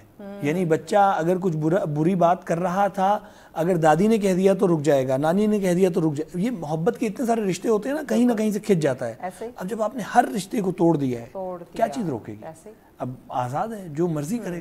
سو پھر خیانت اور برائی, جھوٹ, اور پھر بڑھتا جاتا ہے نا سلسلہ. ہم دیکھتے ہیں کہ ہر برائی اسی طرح پھیلتی جا رہی ہے, اور ظاہر ہے کہ جب آپ تربیت میں ان اہم چیزوں کا خیال نہیں رکھتے ہیں, ہم بیسیکلی مثلا ہم دیکھتے ہیں کہ بڑے ادارے یا بڑے افراد, بعض فیملیز بہت زیادہ اپریشیٹ کرتے ہیں کہ ویسٹرن ویلیوز کو بہت اپریشیٹ کرتے ہیں, لیکن ایٹ دا سیم ٹائم یہاں پہ رہتے ہوئے وہ ان ویلیوز کو اگنور بھی کر رہے ہوتے ہیں. سو وہ الٹیمیٹلی صرف ان کی جو پروگریس ہے, جو مادی مٹیریلسٹک پروگریس ہے, اس کو ہی اپریشیٹ کر رہے ہوتے ہیں ان ویلیوز کے نام پہ بھی, کیونکہ ان کو ویلیوز سے کوئی لینا دینا نہیں ہے. وہ دیکھ رہے ہوتے ہیں کہ وہی لوگ یہاں پہ کرپشن بھی کر رہے ہیں, جو وہاں پہ کہتے ہیں کہ وہاں پہ کرپشن نہیں ہے, وہ بہت اچھے لوگ ہیں. سو آپ یہاں کرپشن کیوں کر رہے ہیں؟ وہ کہتے ہیں وہاں پہ تو قانون کی پاسداری کی جاتی ہے, تو آپ یہاں قانون کا خیال کیوں نہیں کر رہے؟ سو ایک ایک فرد اگر خود اپنے گریبان میں جھانکنا شروع کر دے تو ہم ان ساری چیزوں کو ایسا ٹھیک کر سکتے ہیں. بریک کی جانب بڑھنے, بریک کے بعد ناظرین ہم اس پہ بھی ان ڈیٹیل بات کرتے ہیں. یقیناً جانتے ہیں کہ آیا ہم دوسروں کے لیے تو ہم بڑی باتیں کرتے ہیں, اس سے صحیح ہونے کی ضرورت ہے, یہ فلاں سے غلط ہے, اس کو یہ کام نہیں کرنا چاہیے, اسے امانت دار ہونا چاہیے تھا, اسے فلاں برائیوں میں اپنے آپ کو انوالو نہیں کرنا چاہیے تھا. دوسروں کی لائف میں یا دوسروں کے گھروں میں تانگ جھانک کرنے سے بہتر ہے کہ اپنی اصلاح کی طرف انسان ہے. اب یہ کیسے ممکن ہو سکتا ہے, اس پہ بات کرتے ہیں, لیکن اس بریک کے بعد ساتھ رہیے. ویلکم بیک ناظرین, آپ دیکھ رہے ہیں سچ سویرا. آج کا ٹاپک بہت ہی اہم, جس پہ ان ڈیٹیل گفتگو کا سلسلہ جاری ہے کہ آیا اسلام میں جب ہم بات کرتے ہیں امانت میں خیانت کرنا تو اس کا انجام کیا ہو سکتا ہے. یقیناً دردناک, خطرناک ہے, اور جس خوبصورت زندگی کے ہم خواہش مند ہیں, سپنے دیکھتے ہیں, پرسکون ایک روح کو اطمینان میں دیکھنا چاہتے ہیں, اس معاشرے کی بات کریں یا دنیا میں ایک مقام کی بات کریں جس کو حاصل کرنے کی ہمیں خواہش ہے, ہم وش رکھتے ہیں, وہ تبھی پوری ہو سکتی ہے جب آپ اسلامی تعلیمات کے مطابق زندگی گزاریں. اسلام نے آپ کو کامیاب ہونے کے کئی راہ میں وہ رکاوٹ نہیں بنا. وہ آپ کو کہتا ہے کہ آپ بالکل کاروبار کریں, آپ ترقی کی راہ پہ گامزن ہو, اپنے ساتھ ساتھ دوسروں کو بھی لے کے چلیں, نہ کہ آپ امانت میں خیانت کر کے خود کو بڑا آدمی بنانے کی کوشش کریں. اس سے نہ صرف آپ کی دنیا بلکہ آپ کی آخرت بھی تباہ ہوگی. اسی پہ ہم بات کریں. مہمان ہمارے ساتھ تشریف فرمائیں. مفتی محبوب الرحمان صاحب, فرمائیے گا ایک اور چیز جو میرے مائنڈ میں آئی, جیسے وہ سیل پرچیز کی ہم بات کر رہے تھے. آج کل اگر دیکھیں مختلف جو کاروبار ہیں جس میں کچھ چیزیں سیل آؤٹ کرنا, یا کچھ ایسے مارٹس کی بات کر لیں یا پراپرٹی کی بات کر لیں, وہاں پہ جائے ایک ٹیم ورک ہوتا ہے. ایک جو چیز بتا رہا ہے وہ یقیناً ساتھ والوں کو پتہ ہے کہ یہ کچھ نہ کچھ تو غلط بتا رہے ہیں. اس میں کافی چیزیں ایسی ہیں جو کہ غلط ہیں, اور امانت کے طور پہ اگر دیکھا جائے تو اسے ہر چیز سچ پر مبنی جو ہے وہی بتانی چاہیے. اب اس کے ساتھ جو باقی لوگ مل جاتے ہیں, جو ٹیم سپورٹ کرنے لگ جاتی ہے, جو اس کی طرفداری کرنا شروع کر دیتی ہے, وہ لوگ کس زمرے میں آئیں گے؟ کیا وہ بھی امانت میں خیانت کے زمرے میں آئیں گے یا کچھ اور ہے اس کا؟ اس کو اگر سادہ اور عام لفظوں میں ہم دیکھیں تو یہ دھوکہ دہی ہے. دھوکہ دہی یعنی کہ ہم اس اپنے بھائی کو جو ہم سے پلاٹ خریدنے کے لیے آیا یا کوئی کمرشل کہیں پہ مارکیٹس وغیرہ بنی ہیں, دکان خریدنے کے لیے آیا, یا اپنے کسی بھی زندگی شعبہ زندگی کے ساتھ ریلیٹڈ کوئی چیز وہاں سے لینے کے لیے جاتا ہے, تو اس کے ساتھ جس وقت ہم اس طریقے سے فراڈ کرتے ہیں, دھوکہ کرتے ہیں, جو حقیقت ہوتی ہے اس کو ہم چھپانے کی کوشش کرتے ہیں, تو یہ اسلام کے اندر بالکل بھی درست نہیں ہے. اور کئی نبی پاک صلی اللہ تعالیٰ علیہ وآلہ وسلم کے فرامین عالی شان اس پر شاہد ہیں کہ جب کوئی بندہ تمہارے ساتھ لین دین کرتا ہے تو اس لین دین کے اندر بھی اس کے ساتھ بالکل واضح الفاظ میں گفتگو کرنی چاہیے. عموماً ہم یہ سمجھتے ہیں کہ جس وقت ہم کسی کے سامنے واضح لفظوں میں اگر بتا دیں گے تو ہمیں جو پروفٹ ہم حاصل کرنا چاہتے ہیں وہ ہمیں پروفٹ نہیں ہوگی, لاس ہو جائے گا, ہاں ہمیں نقصان ہوگا. تو نبی پاک صلی اللہ تعالیٰ علیہ وسلم کی آیات طیبہ کو اگر دیکھیں, حضور علیہ السلام پہلی مرتبہ جس وقت مال تجارت لے کر جاتے ہیں تو دوہری منفعت حاصل ہوتی ہے, یعنی دوہری پروفٹ ملتی ہے. جو بھی چیز حقانیت پہ مبنی ہو, حقانیت پہ مبنی ایک تو یہ فائدہ ہوتا ہے کہ وہ رشتہ دیر پا ہوتا ہے. بالکل ایسے اگر کوئی آدمی کسی سے کوئی چیز لیتا ہے اور اسے سچ بیان کر دیتا ہے اور سچ بتاتا ہے, تو اس کا دوسرے اپنے اس دوست کے ساتھ, کلائنٹ کے ساتھ جو تعلق ہوتا ہے وہ مضبوط ہو جاتا ہے. وہ کہتا ہے کہ یار میں اب جو بھی چیز لوں گا اسی سے لوں گا. اگر ایک مرتبہ کوئی کسی کے ساتھ فراڈ کرتا ہے, دھوکہ دہی کرتا ہے, ظاہر ہے جھوٹ جو ہے وہ اس کی عمارت اتنی کمزور ہوتی ہے کہ وہ زیادہ دیر تک کھڑے نہیں رہ سکتے, اور کسی نہ کسی ذریعے سے وہ بالکل سامنے آ جاتا ہے. تو جب کسی کے ساتھ اگر دھوکہ کرے گا, کوئی مکاری کرے گا, فریب کرے گا, تو وہ ایک دن ظاہر ہو جائے گا. جب ظاہر ہو جائے گا تو اس کے ساتھ کیا ہوگا, ان کا جو تعلق ہے, ایک تو ہے چیز کا لینا دینا, وہ تو دور کی بات, تعلق جو آپس کا ہوگا وہ بھی ختم ہو جائے گا. تو آپس میں اگر ان تعلقات کو بھی برقرار رکھنا ہے اور اپنے کاروبار کے اندر اگر یہ چاہتے ہیں کہ اس میں برکتیں بھی ہوں, تو سچ سے کام لیا جائے. اور پھر نبی پاک صلی اللہ تعالیٰ علیہ وسلم نے یہاں تک کہ مسجد نبوی کی اگر جگہ خریدنی ہو تو آقا علیہ السلام یتیم بچوں کے وہ دے بھی رہے ہوں کہ یہ ہم دیتے ہیں مسجد کے لیے, پھر بھی حضور فرمائے نہیں, ان سے یہ خریدی جائے تاکہ ان کے نان و نفقہ کا بھی اہتمام ہو جائے. تو جب اللہ کے گھر کے لیے اور نبی پاک صلی اللہ تعالیٰ علیہ وسلم کی مسجد کے لیے اگر وہ جگہ خریدی جا رہی ہے اور اس میں وہ بچے دینے پر بھی راضی ہوں, پھر بھی اس کے لیے اگر اس کا مال دیا جا رہا ہے, تو یہ نبی پاک صلی اللہ تعالیٰ علیہ وسلم کی تربیت ہمیں بتاتی ہے کہ جب کوئی بندہ آپ سے کوئی ایگریمنٹ کرتا ہے, کوئی چیز لیتا ہے, تو اس کو من و عن وہی چیز دی جائے. عموماً یہ بھی ہوتا ہے کہ خصوصاً آن لائن جو آج کل یہ کاروبار شروع ہیں, تصویر بڑی خوبصورت دکھائی جاتی ہے اور جس وقت چیز سامنے آتی ہے اور اس کو کھولا جاتا ہے تو اس میں کچھ اور ہوتا ہے. جو چیز آپ منگوا رہے ہوتے ہیں وہ چیز اس میں نہیں ہوتی. تو یہ بھی ایک فراڈ اور دھوکہ دہی ہے. اور ظاہر بات ہے جو آدمی ایک مرتبہ منگوائے گا وہ دوبارہ تو وہ کبھی نہیں منگوائے گا. اور مجھے بھی ایک مرتبہ اس طریقے سے مجھے یاد آتا ہے کہ میں نے ایک چادر منگوائی. میں نے کہا یہ جو ہے نا بڑی برانڈڈ ہے, اور جس وقت وہ چادر لے کر آنے والا تھا نا, اس نے دیکھا تو اس نے کہا کہ حضور آپ نے منگوائی ہے؟ میں نے کہا میں نے منگوائی ہے اپنے لیے. کہتا ہے پھر آپ تو دکان پہ جاتے, دکان سے لے لیتے خود دیکھ کر. یہ جو چیز ہے نا یہ ہمیں کھولنے کی اجازت نہیں ہے, لیکن میں آپ کو بتا دوں یہ صحیح نہیں ہے. تو میں نے کہا پھر کیا کیا جائے؟ اس نے کہا آپ نہ وصول کریں, جو اس کے اوپر ریٹرن ایڈریس لکھا ہے اس کے اوپر یہ واپس چلی جائے گی. تو اس طریقے سے دنیا کے اندر کئی اس طریقے سے شعبے ہیں کہ جن کے اندر فراڈ کیا جا رہا ہے. آپ دیکھیں کہ اب یہ بھی اب اس جو وہ ڈیلیوری بوائے تھا, اب یہ دیکھیں اس نے وہ جو اس کے پاس ایک چیز امانت تھی, اسے پتا تھا کہ یہ فراڈ ہے, یہ دھوکہ ہے, اس نے وہ بات جو وہ چیز تھی وہ ڈیلیور کی. یعنی امانت میں خیانت اس نے نہیں کی, ورنہ وہ چاہتا تو چھپا سکتا تھا, وہ چھپا سکتا تھا, وہ دے سکتا تھا, لیکن اس نے جو ہے میرے ساتھ اچھائی کی اس نے بتا دی. اسی طریقے سے آپ دیکھیں کہ آپ جائیں کسی بیکری کے اوپر, آپ کو شہد چاہیے ہو تو آپ کہیں گے مجھے شہد چاہیے اور شہد بھی اوریجنل مجھے مل جائے، تو آپ کو کہا جائے گا کہ یہ پھلائی والا ہے، یہ بیری والا ہے، یہ کیکر والا ہے، بہت ساری ورائٹیز آ جائیں گی۔ اچھا آپ یہ بتائیں کہ بیری نے کب شہد بنانا شروع کیا، کیکر نے کب بنانا شروع کیا، یا یہ جو درخت ہے انہوں نے کب شہد بنانا شروع کیا؟ یہ تو ایک فراڈ اور دھوکہ کیا جاتا ہے۔ شہد بناتی ہیں جو مکھیاں ہیں، بالکل وہ شہد کی مکھیاں ہیں وہ شہد بناتی ہیں، تو وہی گلقند وغیرہ اکٹھی کر کے یعنی لوگوں کو وہ پیش کر دیا جاتا ہے اور کہا جاتا ہے یہ اوریجنل ہے۔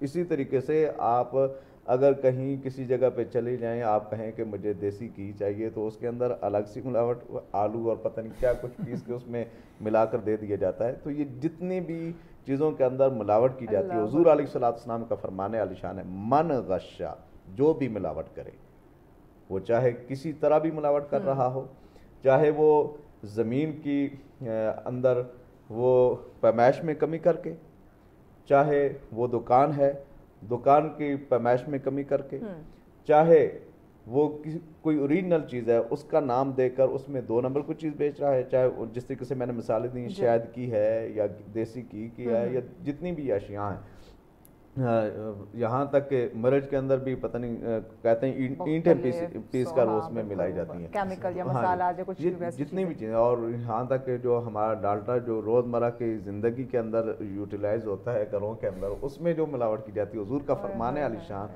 فرمایا من غشا، جو بھی ملاوٹ کرے اس کا کسی بھی شعبے کے ساتھ اس کا تعلق ہو، فلیس منا، حضور نے فرمایا وہ ہم سے نہیں ہو سکتا۔ جب ہم میں سے نہیں ہے تو پھر وہ کس میں سے ہوگا؟ یہ خود بندہ اس بارے میں تھوڑے سی غور و فکر کر سکتا ہے، اور کبھی بھی کسی کے ساتھ زندگی کے کسی شعبے میں بھی آپ کا تعلق اور رابطہ بنتا ہے تو اس کے ساتھ کبھی خیانت نہ کریں، کبھی اس کے ساتھ اس طریقے سے اس کے ساتھ کبھی بھی آپ کا رویہ نہیں ہونا چاہیے کہ اسے پتہ چلے کہ یہ میرے ساتھ فراڈ کر رہا ہے۔ اللہ یقیناً۔ سید زینب صاحب کچھ ہی منٹس ہمارے پاس ہیں، اپنی اصلاح، کیونکہ ہمیں پتہ ہے اگر کوئی کہنا کہ نہیں میں تو کبھی امانت میں خیانت نہیں کرتا ہے، یہ سب سے بڑا جھوٹ ہوگا، کیونکہ اس وقت جو حالات ہیں نا، یہ گناہ ہم سے کہیں نہ کہیں سرزد جو ہے وہ ہو رہا ہے۔ اب اس سے خود کو کیسے بچائیں، کس طرح اپنی اصلاح کریں کہ بھائی آپ نے امانت میں خیانت نہ کر کے جو آپ کو نفع ہوگا وہ امانت میں خیانت کر کے نہیں مل سکتا؟ بالکل ایسے ہی، اور یہ ہمارے معاشرے کی ایک بڑی افسوسناک سچائی ہے کہ ہم کہتے ہیں کہ کون سا گناہ بڑا ہے اور کون سا گناہ چھوٹا ہے۔ اسلام کے نزدیک بہت سارے، جس طرح قبلہ نے فرمایا کہ گناہان کبیرہ کی ایک الگ فہرست ہے، وضاحت بھی ہے، لیکن ایک قانون بھی ہے کہ انسان جس گناہ کو چھوٹا سمجھتا ہے، ہلکا سمجھتا ہے، وہ گناہ سب سے بڑا گناہ ہے۔